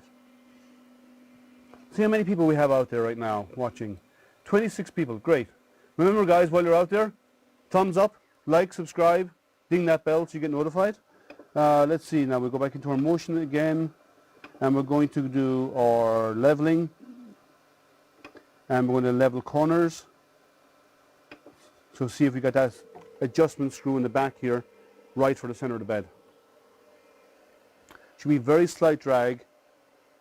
No, not there yet.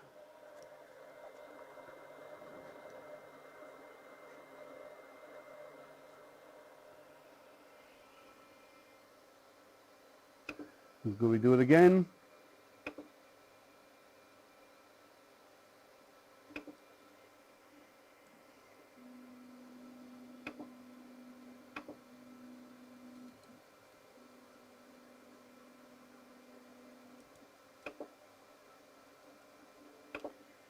Level corners.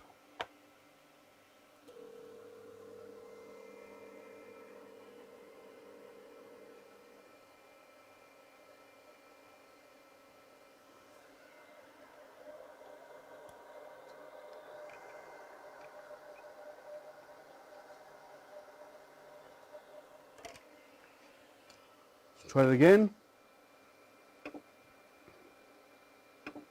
It's not quite there.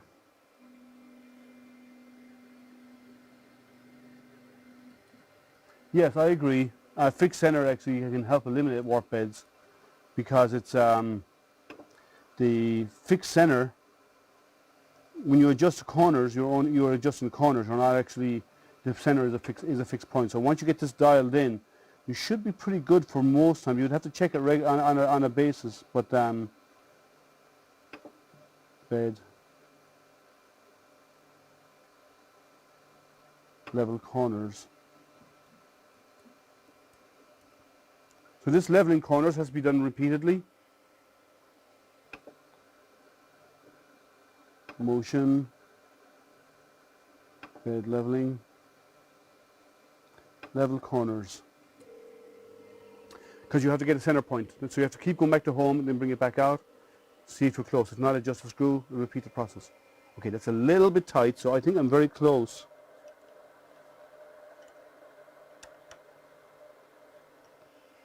It's very close. I think we'll get it done after this. So auto home one more time, and then we should be very close.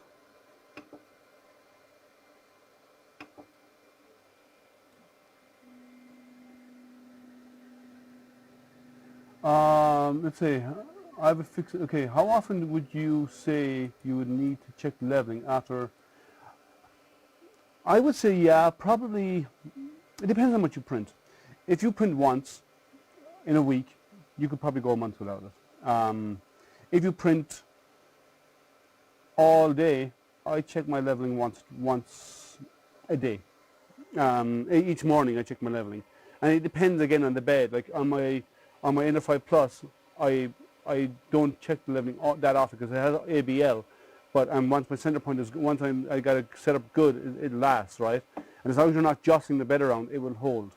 But other times, it'll vary a lot, I think. It's a hard one to judge. I think a lot of it will be based on your usage of your printer and how you treat it. If you're gentle when removing the parts, probably don't have to level it all that often because you're not jostling the bed around. Okay, that's a fraction too much again, so I'll go in one more time. I'm going to do one more. Go back to done, motion, auto home.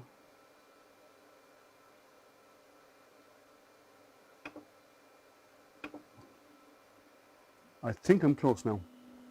So it is a very, depending on how you treat your printer, would actually dictate how well you do. Let's see, has anyone tried using PLA gloop on Petg? I haven't. I don't use gloop. I generally use this glue stick, so I haven't done that. Whenever you see the layers are not tramming well, it's why we use a skirt. I only use a skirt if I have a small part. If it's a large part, I generally don't use a skirt. Just personal. And I don't use it very often. Unless I'm doing a really small part, I add a skirt to give it support. And by that I mean as narrow part. If I was printing something that stands like this, I'll put a skirt around it to support it. Right? That's it. Okay. Now we'll move on to next and we'll do the corners. If I was doing something with a large surface area, I never use skirts. I might do one quick brim. That's it.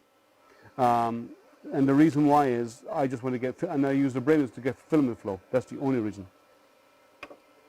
I want to get filament flowing before I start the main part. And rafts are pretty much never, I almost never use a raft.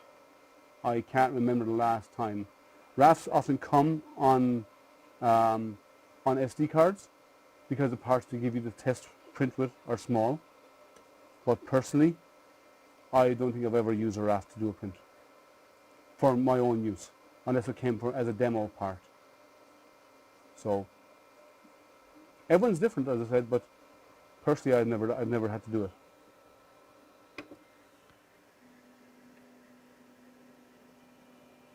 Let's see here.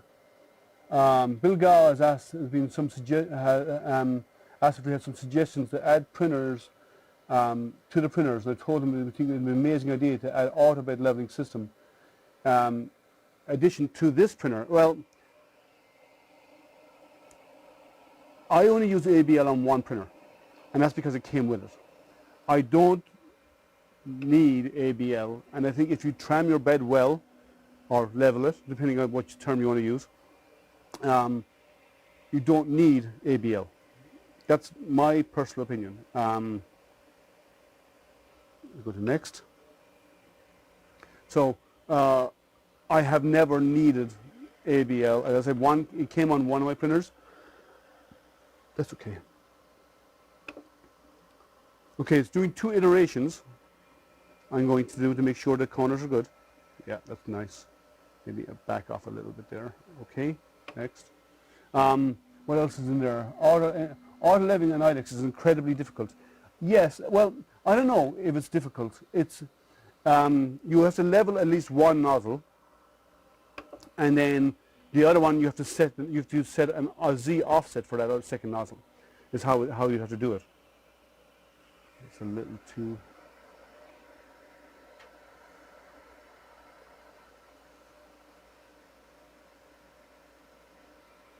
Next, I'll do it twice in order colors to make sure it's good. Let's see what else. Can the hot ends be changed out? I haven't looked at it. I don't see why not.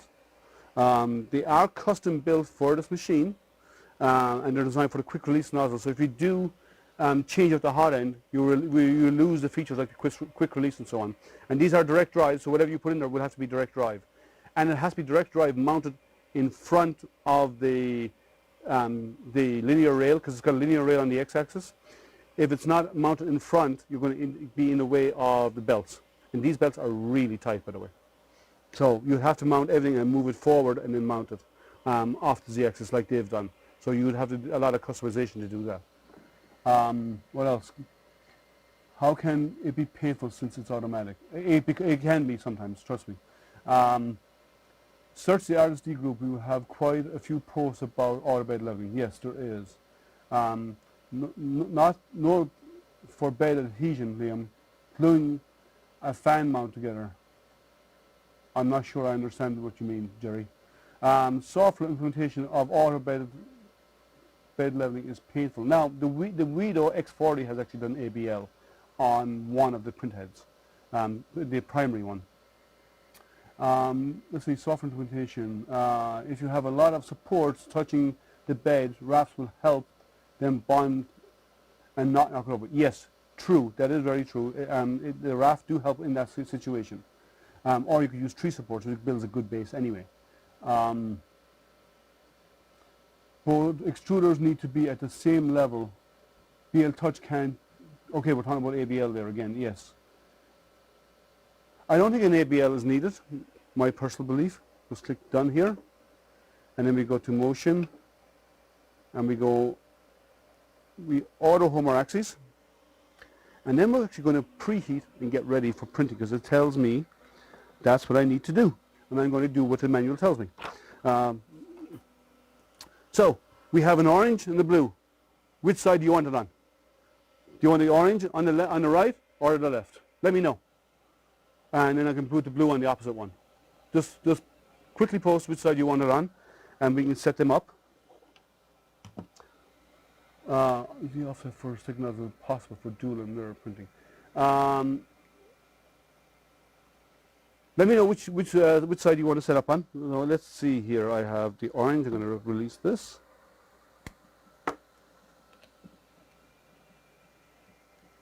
Blue left, orange right. Blue's on the left, orange on the right. Anybody else got an opinion on that? Blue on the left. Everyone else, blue on the left. Okay, anyone else? Yes, blue on the left. Okay, everyone's blue on the left and orange on the right. So orange goes on the right. Down through the filament sensor. Oh, that was the easy filament sensor to install. I've used filament sensors before, and they're a pain in the neck to try and get the filament to go through them. That was so simple. I want to check to make sure I actually passed through it. And it did. That was easy. Okay, so let me cut this to get it a bit straighter. Orange on the right and blue on the left, as per your request. Let's cut this off here.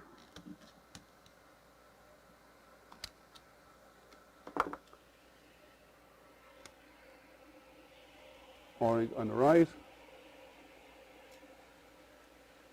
Again, so easy to set up.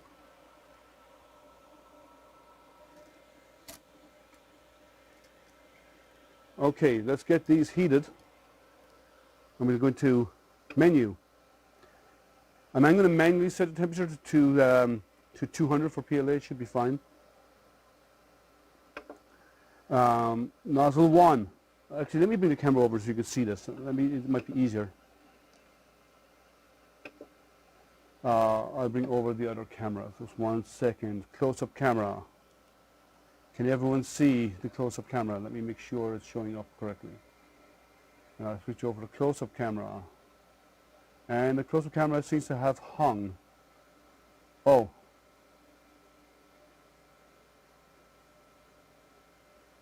I don't know why. Let me go back to the main camera again. It looks like my close-up camera is hanging, so give me a second. I'm going to reseat it.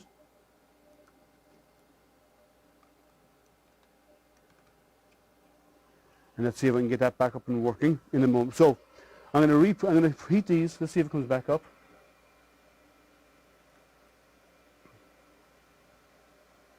Close up vid. Cam 2.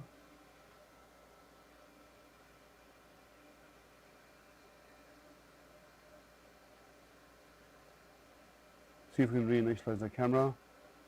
It doesn't want to play ball. If it comes back up in a minute, I'll use it. It seems to be hanging. Anyway, I'm going to reheat the nozzles. So we're going to this main screen, go down to temperature, go down to nozzle 1, set nozzle 1, temperature 2. Oh, that moves really sensitive, so we better slow down. It jumped to 260 or 260 almost instantly. I'm going to bring it down to 200. Actually, we do them at 205. Let's do them at 205. And we'll do the nozzle 2 at 205.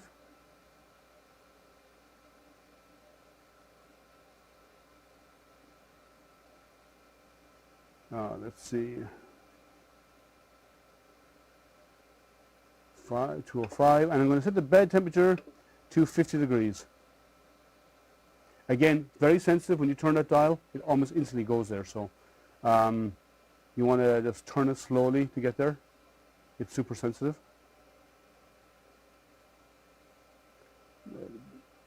Okay, set it to 50. Let's go back up, and I'm going to move my Z up. And I'm going to run the motion. I'm going to move my Z up so I can feed in my filament. So I'm going to move axis, move Z, and I'm going to move it up by 30 or 40. And I'm actually going to loosen, it's going to feed in here, but still. I just want to move it up out of the way to start off with. I'm so used to moving the Z up and feeding filament in manually that that doesn't really apply here because it's fed. So filament feeding is what they say here. Press and rotate the control knob to prepare. Preheat to PLA. I'm actually doing it manually, which is the same thing. Same for bed. 200 degrees, I should do 205, but it's close enough. Lower the filament. Once the nozzle is correct temperature, place the filament into the spool holder, feed in, and you use a feed. So you do the feed in the end of the filament through the filament sensor into the small hole and it comes out of the nozzle smoothly. Okay, so basically it's feeding out over here, and we can see it in the side of the extruder. So let's see how we're doing on temperature rise. Let's go back to our info screen, main info screen. So we're about, one's at 193 because I kicked it off first, the other's at 188, so we're close enough to start this one. So take the filament down, let me turn this a little bit so you can see what's going on, because my other camera never came back up. So filament down here, there's a little bit of PTFE tubing, goes in there.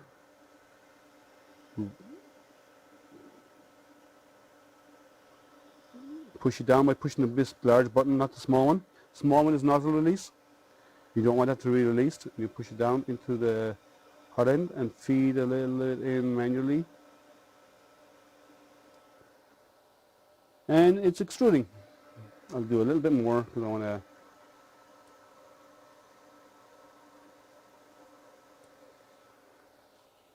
Okay. And the second nozzle is at 205, so we'll get that one in there. Pretty easy to feed, actually.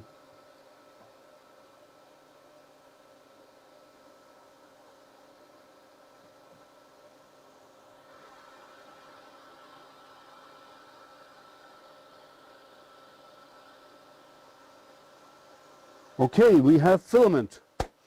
Now, time for the card. I believe it's on the other side, so I need to rotate this around and then see what's on the SD card. SD card installed. Filament is loaded. So let's see what's in the menu. That in the close-up camera actually hung. I'll get back to that later on. So let's go into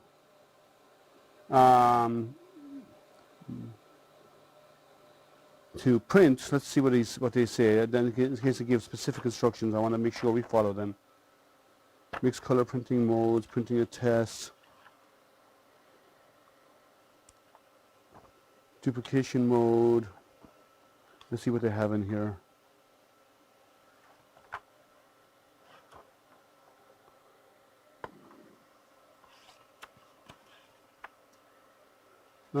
Let's see.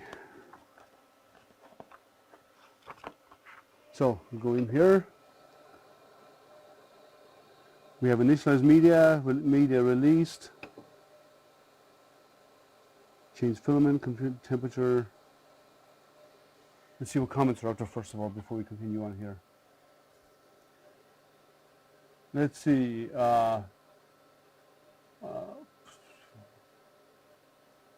This on the JGMaker website seems to be for the Pro, even though the label doesn't say.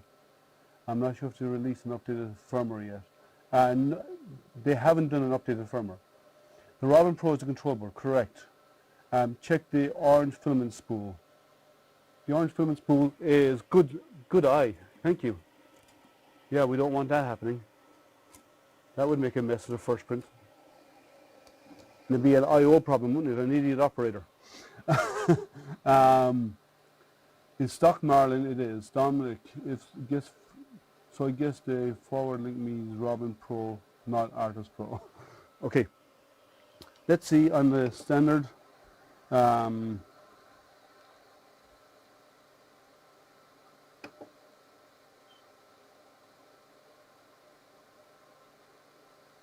Print from media. So when you put in the SD card, you actually go in and you have the option to release media and initialize media. You have to initialize media, and then you go down to from there you get print from media option becomes available.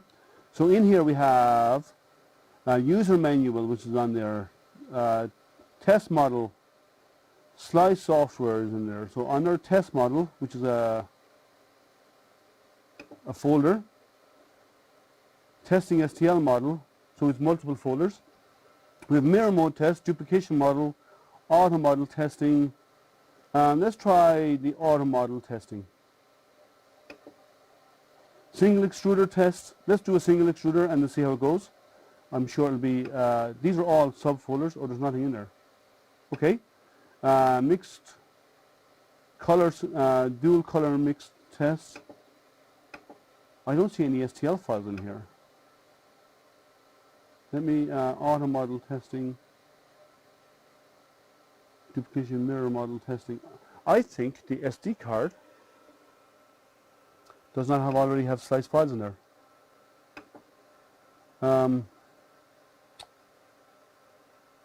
So let me come out of here again. I don't think there's a model on it. So let me go back out of here, and I'm going to release the media. And I'm going to see what's on that SD card in my computer.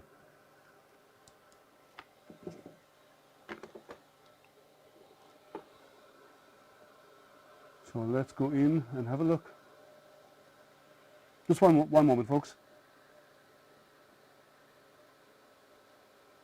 On the SD card,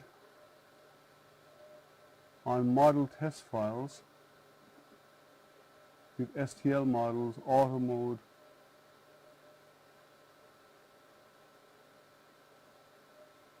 single extruder. There's an STL, so let me open this STL. I already installed Cura on this machine, and I also have the profile in here, I believe. Maybe it was on the other computer I put the profile. Move these out of our way, we don't need them right now. That's trash, this is spares.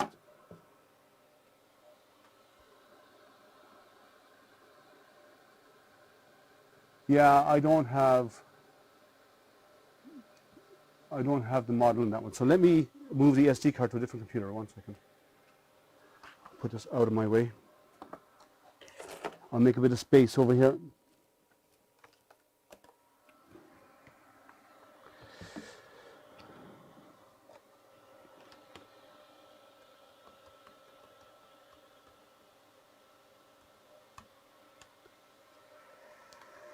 So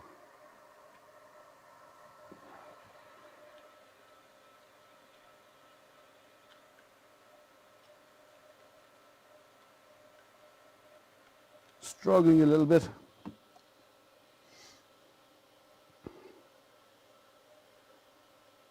Let's see what's on that card if we see it.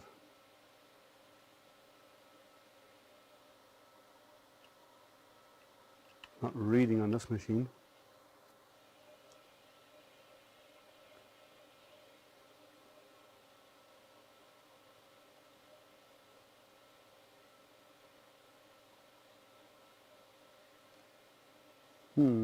Let's have a look.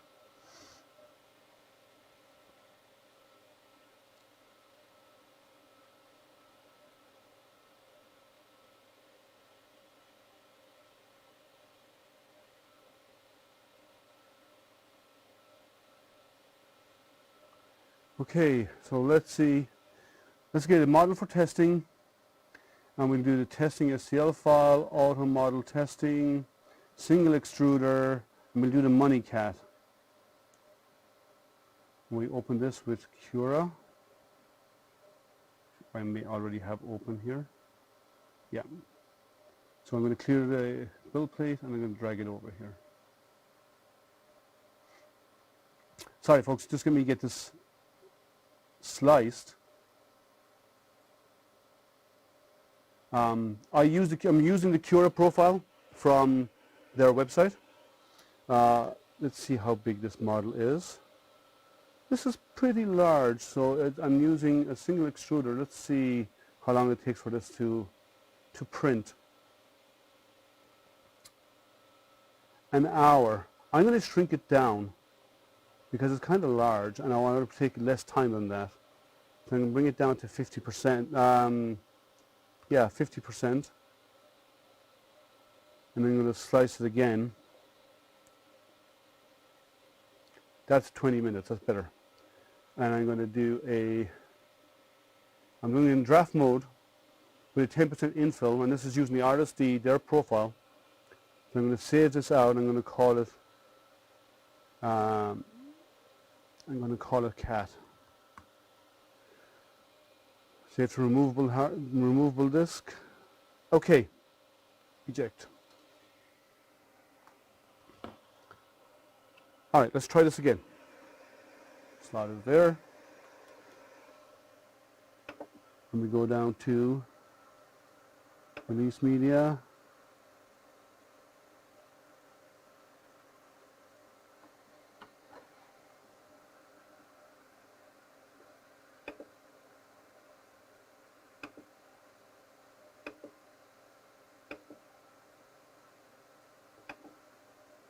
Cat G code. Print. Turn the print around because my close-up cam is... Oh, that's raising the temperature to 210. Let's see if there's any other questions out there. No, not at the moment. So guys, if you have any questions, please chime in. It's reheating to 210 is what their profile recommends for PLA. So I'm going to use that by default. We'll see how it works out. Again, there's 31 people out there watching, so please guys, like, subscribe, give the thumbs up. Those thumbs up really affect the ratings.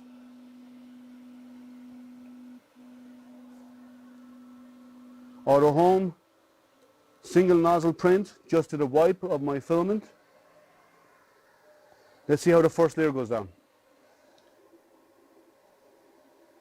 And remember, I did shrink this down to 50% its size, so it'll print really fast.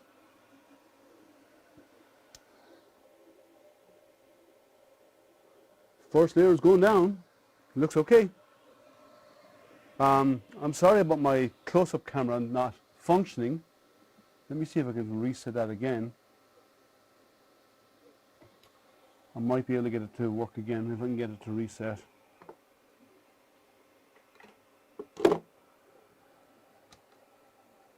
Sometimes when you're using OBS, stuff sits there too long and it times out a connectivity to it. So we're doing an unplug, resetting and plugging it back in again, sometimes gets it working again. Let's see.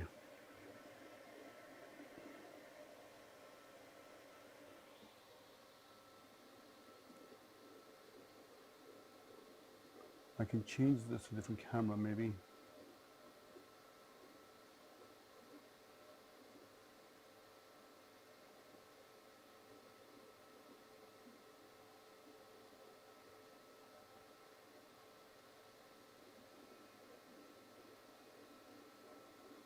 Oh, we're back.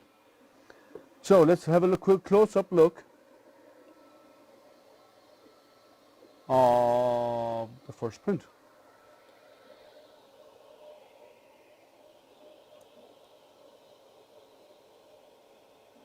First layer seems to be going down okay. It's hard to see because it's so small.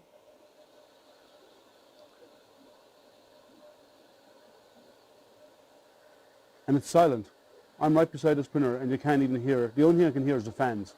And that's because, and I'm guessing is, and the fans are not making the noise, it's actually the air that's making the noise because it's moving so much air through these fans.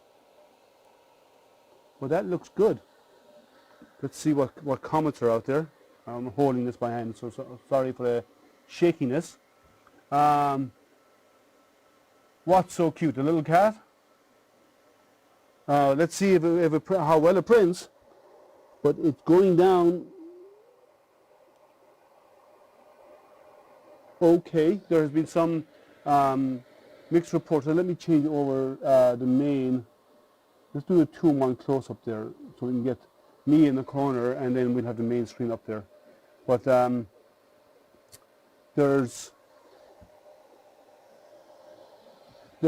people have said prior to the early version of the printer, people were talking about under extrusion, and it generally happens with the second nozzle, so we'll have to wait and see.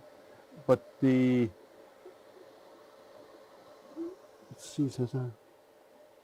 let's see how it prints. But other people with the newer machines that they have in the last day or so have got their machines and been playing with them. They find that it's not an under extrusion problem; it's more of a setting problem. And extrusion settings can be tweaked. They can be optimized. So that shouldn't be that hard to do. And it's not. You can do it in the firmware to do your E-steps. I generally will test the printer as is, but once I want to do a few prints with it as is, I will then go along and do some E-steps. And calibrate my E-steps and calibrate all my axes, X, Y, and Z, and E. All 4 axes will be calibrated, and based on that then I will then do more complex printing. So let's see how this comes out. This is a fairly fast print. We are already at 4 minutes into the print, and it's only an 18-minute print, so it should go pretty fast. I don't know if that's smaller than the ones I've printed in the past. If it's that big bed. Well, it is tiny because I did go down 50%. and it is a big bed, so it's a mixture of both, I think. I think it was, and Gurdov said, I think it was the beta feedback that the 7 fans can be loud, but Bill Gow said they put in quieter fans on the prod machine, and they have it. I've heard the other machines and they were loud. This is not that loud. I guess they did replace the beta fans. Yes, they did, and they did replace the beta fans. Yes, so it went well. Let's see how this is printing. This looks like a fairly nice print, actually. I don't know how well you can see there. Well, that looks like a pretty good print. It's as close as I can get without bumping into the print head. I think that looks pretty good so far, and taking into account I did minimize it. It's a nice shiny blue. So, anyone else have questions out there that they want to ask? While I wonder if I can just rest this here. Let me just rest this on the printer. What's going to happen is when it finishes the print, it's going to end up knocking the camera off, but that's okay. I'm ready digging it, man. Okay, thanks, Gurdov. You're such a great supporter. So, what else is there? I can't wait to get my hands on mine. You know, I agree. The first print, there's a bit of tweaking to do to get it level, but that's because you've got a fixed center. But I like the idea of the fixed center, because ideally, once your center is fixed and it always homes in the right position, the center is always going to be in the right spot. So at most, as you change temperature to higher temperature materials like Petg or whatever, or like ABS, if you're going to do ABS. I'm not an ABS printer, I do mostly Petg. But when you start printing on this, the temperature raise is going to change the level a little bit, because the metal is going to expand a little bit more, and with cooler temperatures it's going to contract more. But other than that, I don't see you having to level it very often, to be honest. That's my opinion. It seems to be pretty easy to do, and it seems to be do it now, come back to it later on, and you may check it on a regular basis. Or if you're doing all PLA and you change to Petg, I would do it again, or ABS or other high temperature materials, because the heat is going to change the expansion of the material, of the bed. And you probably have to re-level the center, because as metal expands, it's going to change the distance enough. Not by much, but enough to say a good first layer, or an embedded first layer that's going to be a pain in the butt to remove off the bed. I'm so happy about this printer. I can seriously can't wait to get my printer. Renee, I know. Sleepless nights have been waiting on this one, and it's a nice printer. I really love its features. And now, in the future, as I said, I do have another IDEX printer coming in, the X40 from Guido. The X40 is very similar in this printer, with the addition that they have ABL, and the print area, I believe, is a little bit smaller. Not by much, but only a fraction.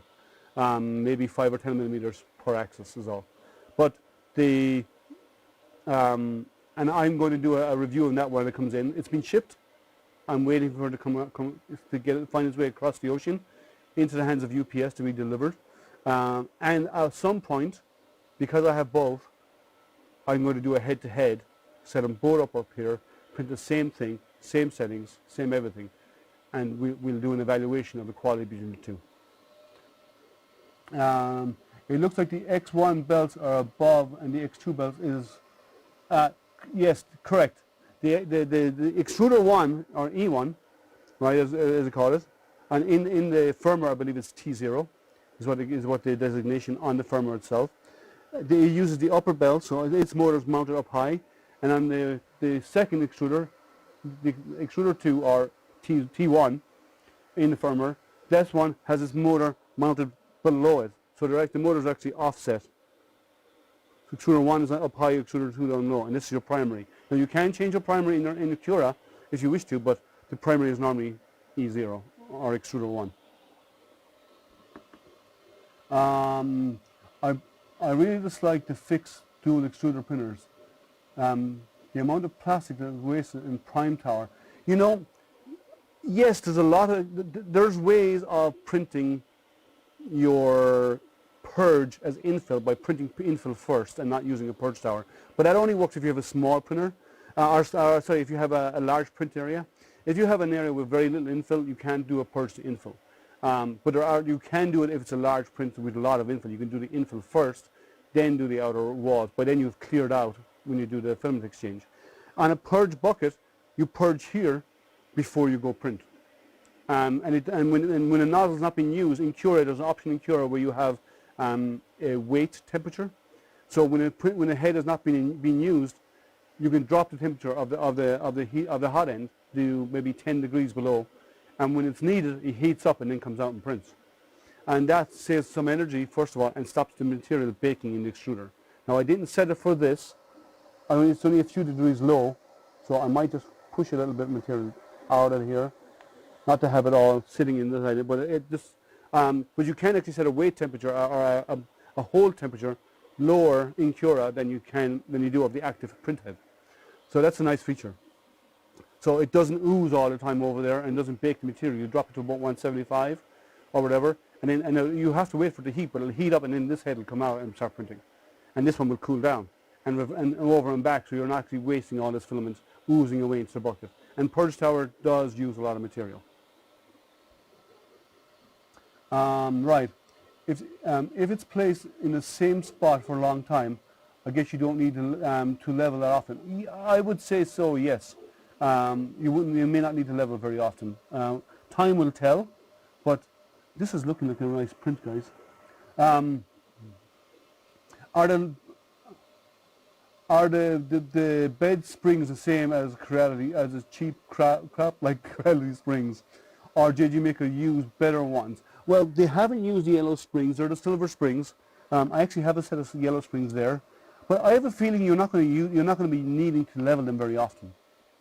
I don't think you will, because the center is fixed, everything else seems to be printing okay after that. So I don't think you'll need to worry about leveling so much. But if you wanted to, you could replace it with the yellow springs, which some people do, or you can even replace them get the silicone ones. You can get them for the right height and replace them with the silicone ones. Let's see. That would be an awesome comparison. Oh, I assume you're referring to the X40. Yes, it will be. I think the Wido X40 IDEX doesn't have purge buckets. No, it does not. Well, it does. But the purge buckets, if I remember correctly, the purge buckets don't follow the x-axis up. They sit down here as part of the base. And the bucket moves up and purges, and it drops down into below. So it actually moves and purges and it falls. So, and they're bigger than these, but I don't know. It does have purge buckets, I believe, but they're mounted on the base, they don't follow the axis. And I like the idea of it following the axis, but it varies. So we'll do a comparison. Ragnar, very silent apparently. I'm happy about that. It is. I have no problems with the fans. The amount of air the fans are moving is what's making the noise. Let me get close. Do you hear that? Can you hear the sound? You hear it?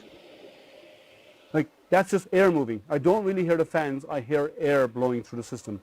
And that's because you're trying to cool a hot end and so on, or the heat exchanger. So that doesn't worry me. I have other printers that when you print, they sing to me. You know, the screeching sounds and so on. They don't have silent steppers. This is going to hear a little bit of rubbing sound as it moves over and back, which is going to be expected. So I don't see that being an issue. I think it's pretty quiet. I got another guy from Facebook that wasn't silent fans. No, I think these are silent fans. The earlier ones, the pre-production ones, did not have silent fans and they were noisy. The production ones are much quieter, and they even upgraded the stepper motors as well to be quieter, because not all the stepper motors in the production one were silent steppers. Some of them were silent, some were not. So they've actually upgraded them all to be silent. Ragnar, I need a little, read up a little. The production machines were more silent. Yes, that's correct. That's what I just said. This is a production machine, correct. This was delivered Wednesday. And I've been waiting until today to unbox it for you guys. This is the thing that's been eating at my brain to unbox it and to print with it. And I've been resistant but it is what it is. I promised you an unboxing, I promised a live unboxing, and that's what we've done, and we're actually doing the print. And as you see right now, as the print grows, it's actually looking pretty good. I like it so far. We'll have a look closer when it's done.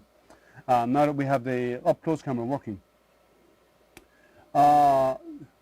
He just received it. Yes, that's true. I just got it on Wednesday. I think I was the first person to get one because I'm so close. They came into New York, to New Jersey. They were shipped from New Jersey. I'm an overnight trip from New Jersey with UPS. So I got it the next day. So I arrived Tuesday. I got the code. I think it was it Wednesday? Was it Tuesday night or Wednesday? I can't remember. And it arrived the following day. So it came very, very fast. The one I think you're referring to on Facebook, I don't know anybody who said they're having it silent. I think the noise that you hear is a lot of air moving through the extruders. I don't think it's that noisy. There's a little bit, but it's running at high speed. Presently, compared to my other printers, this is silent. I could sit and work with this all day long. Because where I am right now, this distance for it, I'm only 1.5 feet away from it, okay, 1/2 meter. You don't hear it. When I get really close, you hear the fans. So I don't think it's a problem. But that's my opinion. Oh, if you have to get that close, then yes, you have to get. Well, me standing here, I can hear it because I'm hearing the fans going. For you to hear it, I need to get really close. It goes to show how loud it is. If it was a very loud printer, you'd hear it across the room. Some of my other printers that I have here, as they print, you'd hear them sing to you from upstairs. And then this is my basement. So this is not like that. This is way, way quieter. This is the quietest printer I got because I generally keep my printers at stock, and this is probably one of the quietest. My JG Aurora, my JG Magic, or not JG Magic, the JGMaker Magic is a quiet printer, quietish. The JGMaker A1 is a fairly quiet printer as well, but I had to do a few mods to that because there was some wobble on the Z-screws. My Corellities sing to me. My Soval sings a little bit, sings to me because it doesn't have a silent board, none of them do. I think the quietest printers I got are probably my resin printers. They're silent because there's no real moving parts other than the Z-screw. I think the extruder motors are still 4988. I do not know. I need to check that. I have a feeling it could be, but the Z moves so little anyway, other than small Z hops. I haven't heard it do a Z hop yet. And I'm standing right beside this thing and I haven't heard the Z move. So I don't know if they are. I think they all may be silent motors. But I think they went with the 2208s, not the, yeah, so they went with the 2208s on the standard version. I think they did it for all axes, because I don't hear Z when it does Z hops. And the 2209s is what they went with the Pro version, I believe. So that's 2Com. Anyone who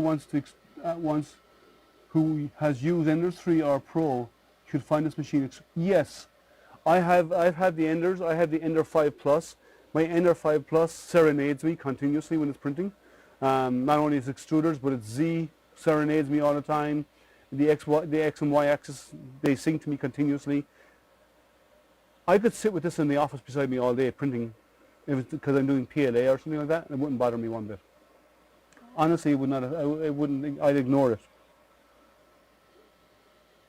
Gurav, you ever go over to Hobbytown? Okay, that's regional stuff. I don't know. Shane. Okay, yeah. So yeah, regular. Yeah, I think it's. I said these are the noisy ones because they're moving so much air, and it's because they're moving so much air. You will never get a completely silent fan that moves a lot of air, right? Because it's moving fast, and it has to. And what the way air works is you compress the air. The fan rotates fast to create air pressure in front of it, and that's what it pushes through. So whatever's in front of it is causing resistance to that air, and it builds air pressure. So the air then zooms, or has to increase its speed as it goes around that, creating noise. But beside fan noise and these, no, it's a quiet printer. As I said, it's the quietest one I've had to date. Oh, Shane's talking about 3D printing stuff. Okay. So anyone else have any questions out there about the printer? So far, and I've only done a single color print. Um, I like what I've seen.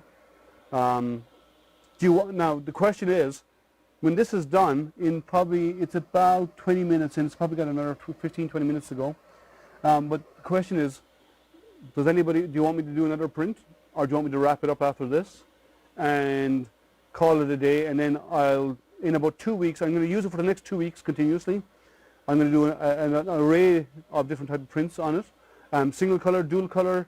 I'm going to change the primary extruder over and back to let it print. So I'm going to run it through the mill. I have filament here to load it up for full spools, and we'll hit it hard to see how hard we can push it. And so what would you want me to do? Do you want to try another print after this, or would you like to see to move on, to shut it down and come back with a review later on? Please let me know. I'm here to help, to give you input, to give you knowledge, to help you, guide you when you're doing your setup. So you tell me. I'm here to serve you. So let me know. I would love to see a dual extrusion, maybe that little cone. Okay, I can load up a cone. Let me do that. I load up my slicer because I did download the traffic cone the other day. Files. And this is going to be orange and white. Well, they say it's orange and white, but it's not going to be orange and white here because that's not what we have. So I'm going to do this. Let's see, I'm going to do the extruder 2 is going to be the orange part. It's going to be orange and blue, not orange and white is what we're going to do. And we take the two models.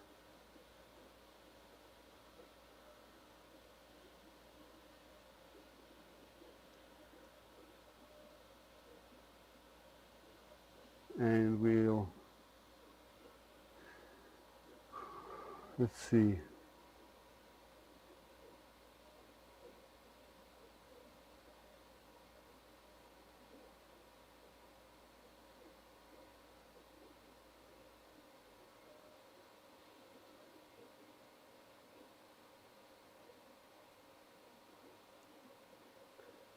So I'm going to do the cone, the traffic cone, as requested. And when this is over, I'll kick off a traffic cone print. Let's see how long that takes. I'm going to do it at size. So I'm going to do a slice. And we may not watch all of it. We'll just see how it goes initially. So that's a 50-minute print. That means another hour. Once this is done, it'll be another hour after this. So if that's what you want to do, I can do the cone. I can shrink it down in sizes, but if you wish, let me know. Yes, a dual color star cone, okay. Chain, good. I don't have a star cone, I have the round one. Walter Olson, okay, did you know there's a laser software to cut out your pic for thumbnail?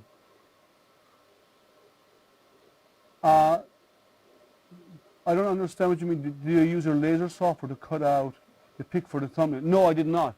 Actually, there's a cool feature to pull out my image or other images and to clear the background. Microsoft Draw can actually delete the background for you. So something to consider. Now, it's not perfect, but it's good. It's not bad. It's just very contrasting colors. It works really well. If you want to pull out images to create a different collage like I did for my opening screen.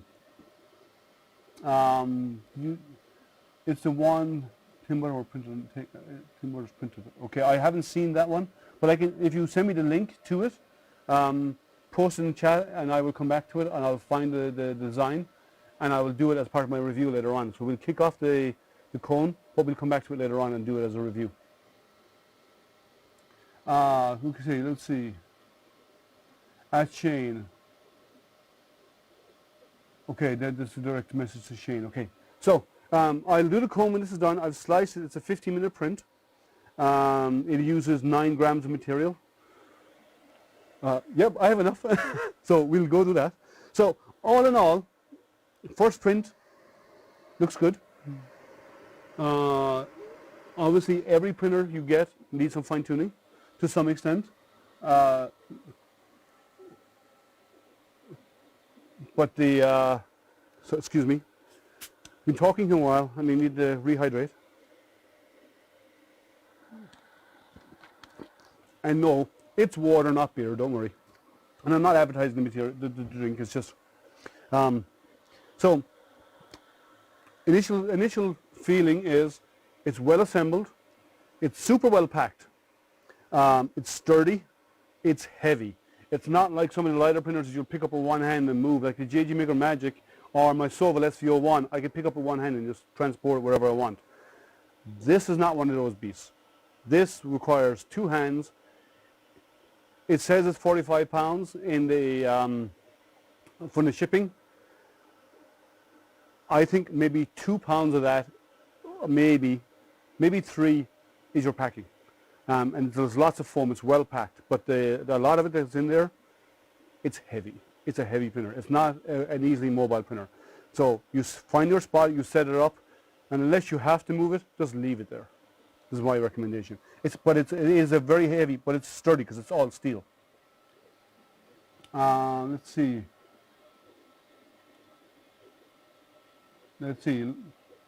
Tim Butterworth likes links the Thing STL link to the dual color fashion cones in our Artist-D group. Okay, I'll go check that out. I'll check out the Artist-D group and see if I can find Tim's post.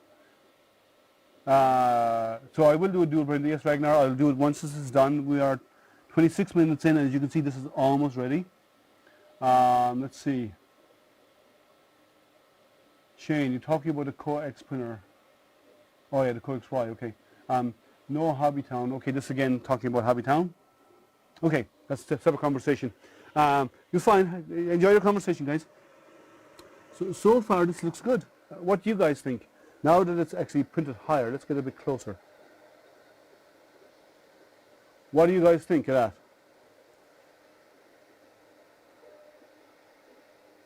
I think that looks pretty good.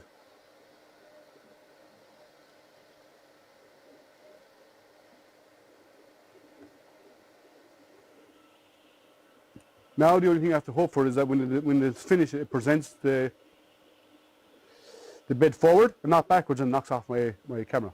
Either way. So for beginners, there is a learning curve on this printer. And there's a fairly steep learning curve. Let me purge a little bit more of that because it's been sitting in there for a while. I don't want it to burn the filament in the hot end. Just feed some of it through. I love the way they've labeled everything with big numbers. I mean, it's like paint by numbers. You plug this in here, you plug this in here. It's very simple. It's very, very easy to use. The assembly instructions about what to use up here, it's okay. But you need to remember that you have to use, and anyone who's watching the video, you have to use the round silver screws to hold in the purge bucket, not the thumb screws. And in the Pro version, I believe it's all thumb screws, but in this one it's not. So remember, or buy yourself another set of these thumb screws, probably you can from JGMaker's website, and go that route. And silence-wise, other than the fans, which you hear moving a lot of air, it's fine. I don't think it's a problem, personally. I think it's well built. I think it's a sturdy printer. I like the overall design. The screw, let me see if you can see that here. Let me turn the printer a little bit back towards me. You can see what I'm talking about.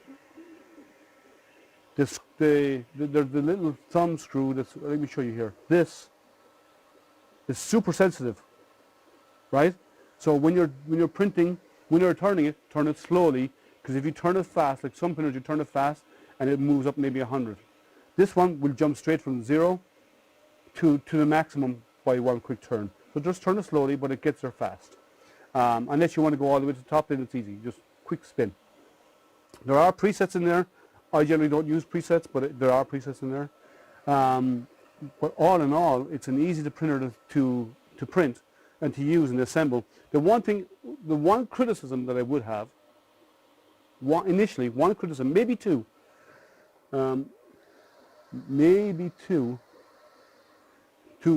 issues that I would suggest. Because of the large print area, this bed doesn't seem to be insulated. I would add insulation. And it's an easy add to add yourself, but I would add it.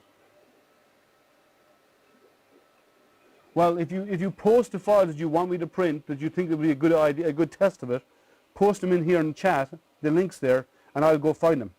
And I would look at it over when I'm doing my review over the next 2 weeks. So initially, I would say a heated bed should be insulated, especially this large area, because it takes a lot of energy to heat it. And when I was connecting up the end stop and the filament runout sensor wires down in the base here, at the base of the Z-axis on the base, they're very tight. A little bit more slack on those I think would be okay. Maybe give them 1 inch of slack, maybe 2 centimeters extra. So when you join them, you have that ability to maneuver it, because it is very, very tight. They fit. They take a bit of finagling to get there, but besides that, they're the only issues I see to date. Now, as I said, I haven't gone deep into the color printing yet, but I will do one shortly. Let's see here. See, Mr. Mark, very good for the first print. I think it is a very good first print without any tuning. Gorav says it does look pretty good first out of the box. Would you? It would be nice to do a color print once you tune. Well, I'll do an initial color print right now.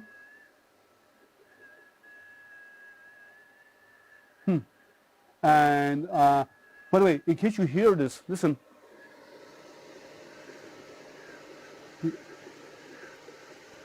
You hear a slight whistling? This print is hollow, and the cooling fan for the hot end is whistling as it passes over the hollow, and it blows the air down into the part. So it's creating the whistling sound. So it's actually not the printer, it's the airflow down into the hollow, because this is a hollow print. In case you're wondering where that noise was coming from, if you heard it. So I will do it, and I will do some calibration of offsets and so on to get it all tuned in. We'd be here until 10 o'clock tonight if I was going to do that live. I'm willing to do that, but I don't think anybody else wants to stay on until 10 o'clock tonight. That'd be my time, so that in Europe that'd be early morning for you. Just tried Sticker Mule for first base. Okay, Sticker Mule, okay. 3D printing and painting, interesting. What does it do? Let's see, I know Sticker Mule is basically not the trace program. Let's see here. I found the files I'd love you to print. Post them. Renee, please post it and I'll do some samples. Yeah, send it through Facebook. Post it in here into the chat. If you just post the file in the link to the file here in chat, and I'll go and I'll download it. No under extrusion. Well, from one extruder, no.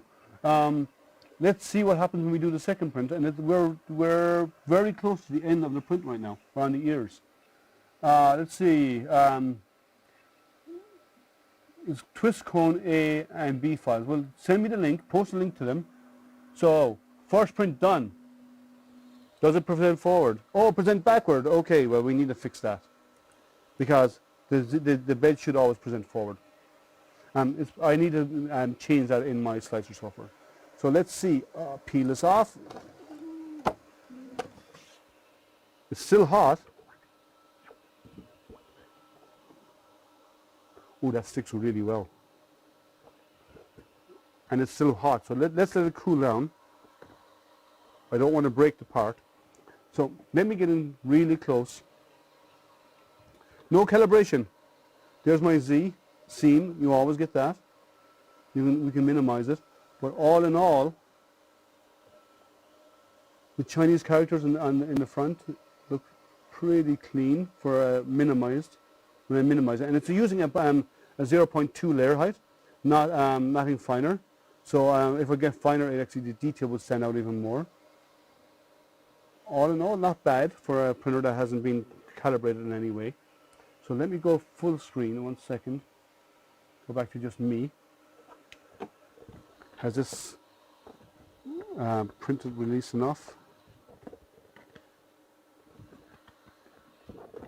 Flexible sheet. Oh, this is stuck really tight. Ah, pop. Okay. Let's get this back in place. Oh, this magnet is very, very strong. Oh, that's hard to push up into a line. So the print quality, this is hollow, is a hollow print. The print quality is, let me get my focus. Print quality is go to 2:1 close up. It looks good. Other than the Z seam, and a little tuning will fix all of this.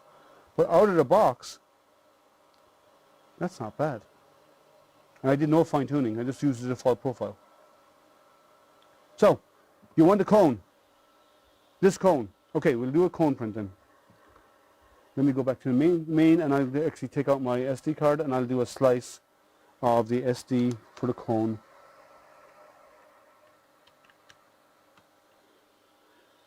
Okay, let's see where we are.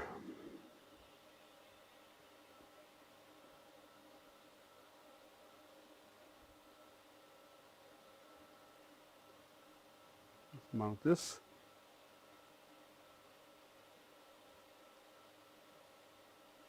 Okay, I'm going to call this cone.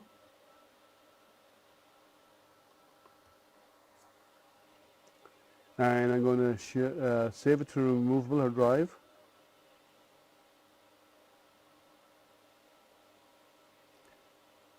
Is there anything I would change on this? Let me see. I'm going to leave the layer height as it is because I don't want to go too deep. Not for an initial print anyway. Let's see here. How smooth did the filament pass through the...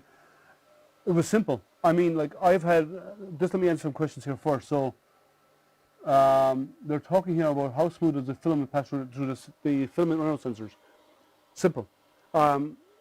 I've had some other filament sensors where you have to twist and turn to get the filament to go through. This passed through in one go without any question. So that was very, very easy to do.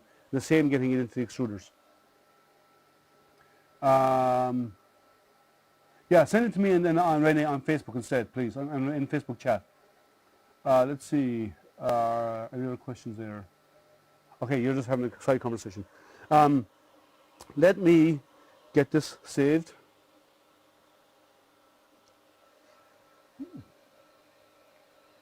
And we do the cone print. Okay.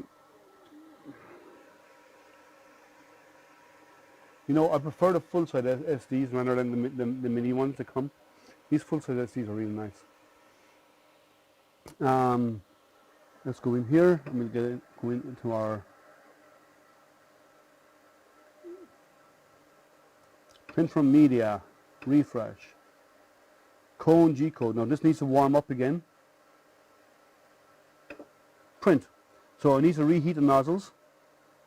But that's interesting that just happened. I was printing with only one nozzle, but they were both hot. I've set temperature for both. This maintained its temperature. Extruder 2 maintained its temperature, and it's still at 205. Extruder 1 cooled down. So bear in mind, if you're doing a single color print, don't heat the second extruder unless you need to, because if you do, it'll stay hot. Even when the job is over, it will stay hot. So that did actually, that stayed warm. It stayed at 205, the given temperature. So they're heating now. I'm going to go in and manually set the temperature on the second nozzle because I want it to heat faster.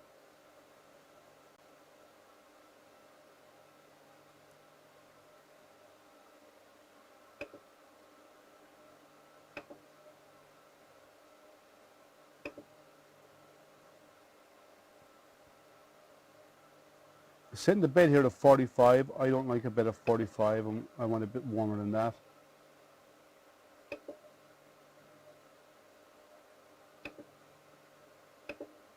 So they're heating up. Let's see what other questions are out there. Renee, the link is too large. Okay, you said that already. I already covered those. Okay.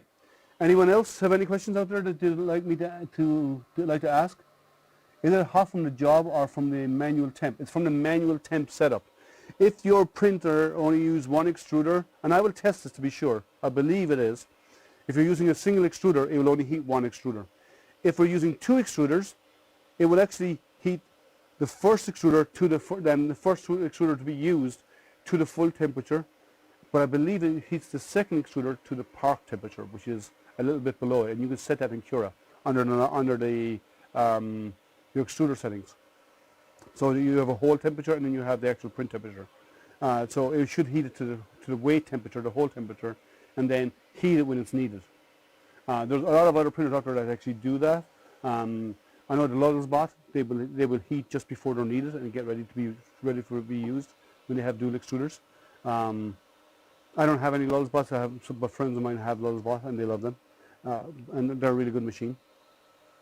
So I think it's going to be very, very similar. So they're both at they're approaching temperature right now. So what's happening is the first extruder is at a slightly lower temperature and holding there, because that's what the QR tells it to do. And then this one is actually warming up to print speed, to print temp. So extruder 1 is heating right now. And actually, you know what? I like this silver blue. This nice shiny blue. It's a nice color. Let me do a close up 2-in-1 with the main. There we go. There's that's a nice shiny color. That's a nice blue. I like that. I wonder if it's. I need to talk with Bill to find out if that's JGMaker's own PLA, because that's a nice blue. I have other colors there too, but that is a nice blue finish. So let's see what this gets started. We are close. Heater 2, okay, extruder 1 is ready. Extruder 2 is almost ready. There we go. Ready to home the printer. I need to change the ending G code. Then when it's finished, it presents the bed forward rather than backwards. I didn't do it again here, but I will. So the profile that comes with the printer presents the bed backwards with ending G code. You need to modify the ending G code to present it forward. So we're going to print blue first.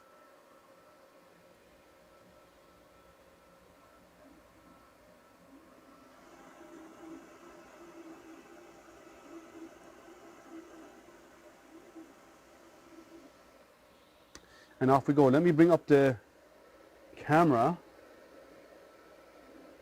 And I'm going to go full big screen on the camera. You know, larger screen on the close-up.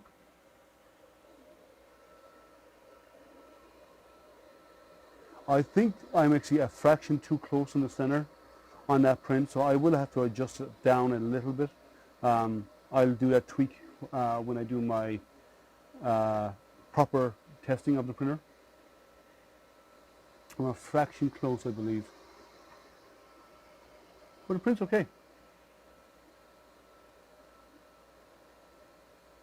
In case you were wondering, while that's printing, this is what the Purge Bucket does. So all the material hangs on the inside, and you can actually pluck that off easily enough. So I don't think you'd have to change that very often. Personally, I don't think you would.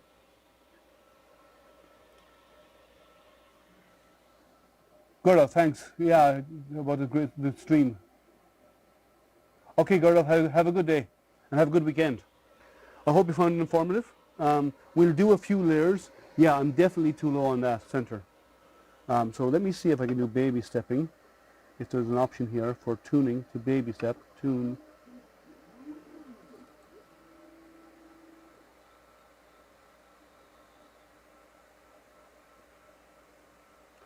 Okay, so it's moving out and it's sitting there.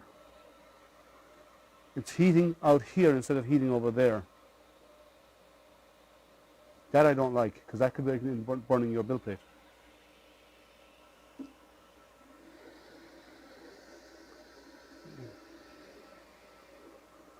Let me do one thing. Let me do a tune. I think the...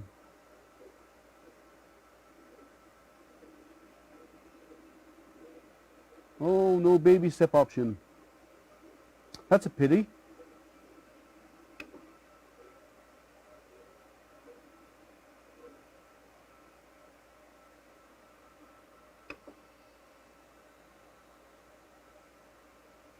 Oh, maybe in advanced settings, let's see. jerk control, backlash. Okay, they're out of alignment. If you see here, the alignment is off. So the orange ring will not appear one directly inside the other. So that tells me the alignment of these two axes needs to be tuned. Let's see what else. I'll give the webcam cord a little more slack. Yeah, good point. I think it was getting snagged on something. But what's happening is, if you notice here, the orange circle is not in the right spot. It should be over where the other one is. And that is a little bit close, and I have no babysitting stepping option that I can find. I'll check the menus later. And it might improve as it goes up. It probably will. But the offset is a problem. So you're going to get, because that orange color did not appear with the other circle, you're not going to get a, yeah, I'm thinking about the same about stopping this print. Let me do one more layer. But I'm thinking, yeah, I need to stop the print and move it, because that offset needs to be calibrated. And there is a procedure to do that. I'm guessing it needs to be offset by about 6 or 7, maybe 7 millimeters. So I need to do that offset. But let's do one more layer and see if it happens again. If it does, then I'll stop the print, and I'll do the offset. I'll record the steps to do the offset independently, and I'll post them out there. But JGMaker does have a video out there in case. But if you want mine, let me know. I'll do my own version. But all in all, other than the offset, which is just setting how far over the Extruder 2 needs to move over, that needs to be calibrated. Other than that, it was good. The print seemed to be okay. Nothing that stands out as that would worry me. Actually, I may actually let this print finish and see how bad the offset is as you go up through the cone. But I won't do it live on the stream. We'll let it do. Yeah, it is a bit close on that layer. What it's doing now is it's building up the layers of blue, and then it'll come back later on and then do the orange areas, and then do the blue, and then the orange, and then finally top it off with the blue. So I'm going to let this run. Does anyone have any questions they want to ask about this, or any comments or anything else that they want to cover? As I said, I'm going to let this run, but I'm not going to do it live on stream because I don't know if there's much point. But you tell me. We've been running now for almost 3 hours. So what do you think? Do you think we should end it? Even though it looks like the offset is wrong and needs to be adjusted, and it's documented on how to do that. It's an expected thing to happen. Anyone have any questions, points of interest they want to bring up before I get going? This is one of the few unboxing videos I've ever seen without problems to make the first print. Setup was not a problem but necessary. I've seen many disappointing unboxing. Actually, yeah, I've seen some good and some bad. I think overall the print is good. I do need to change my offsets here, but other than my offsets, I think overall it's printing fine. I am too close to the bed. I will have to adjust that, and I know how. So again, we'll just do a re-leveling process all over again. What I'll do is I'll do the leveling process cold when this job is done, but then I'll come back and do it again with a sheet of paper when it's hot. That way, then I know I'm getting a good bed tram, rather than doing it cold only, because when stuff heats up, it gets too close to the bed, you have to redo it all over again. So I'm going to redo it hot after this, once this job is done. Renee, no more questions to ask. Yeah, so all in all, it looks like a good printer. As I said, give me the next week or two. Let me go to back here. So looks like a good printer. I haven't seen any issues with it, other than the length of these cables that need to be a little bit longer, I think. And the instructions say to level the bed cold, and I understand doing it cold with a plastic sheet, but you have to redo it again hot. It doesn't say that, so please watch out for that when you're doing yours, when you get yours, if you haven't already got it. you have to retram the bed with a sheet of paper hot afterwards to make sure you get it right. And remember, you have to get it right, you have to just the screw to get the center right first. And once the center is right, then you do the 4 corners. Okay? So make sure you give yourself a bit of space. You go home, go back out again, home, go back out again, and repeat the process till you get it where you just got the right contact out there. Is it Johan or Johan? I'm not sure how you pronounce your name, but yeah, I thought this was good, and we will do, as I said, I'll do a few full review. Now, besides this, as I said, every Wednesday on my channel I do Hangouts. You're welcome to come join the Hangout. I do post a link during the Hangout where you can come in and join the conversation.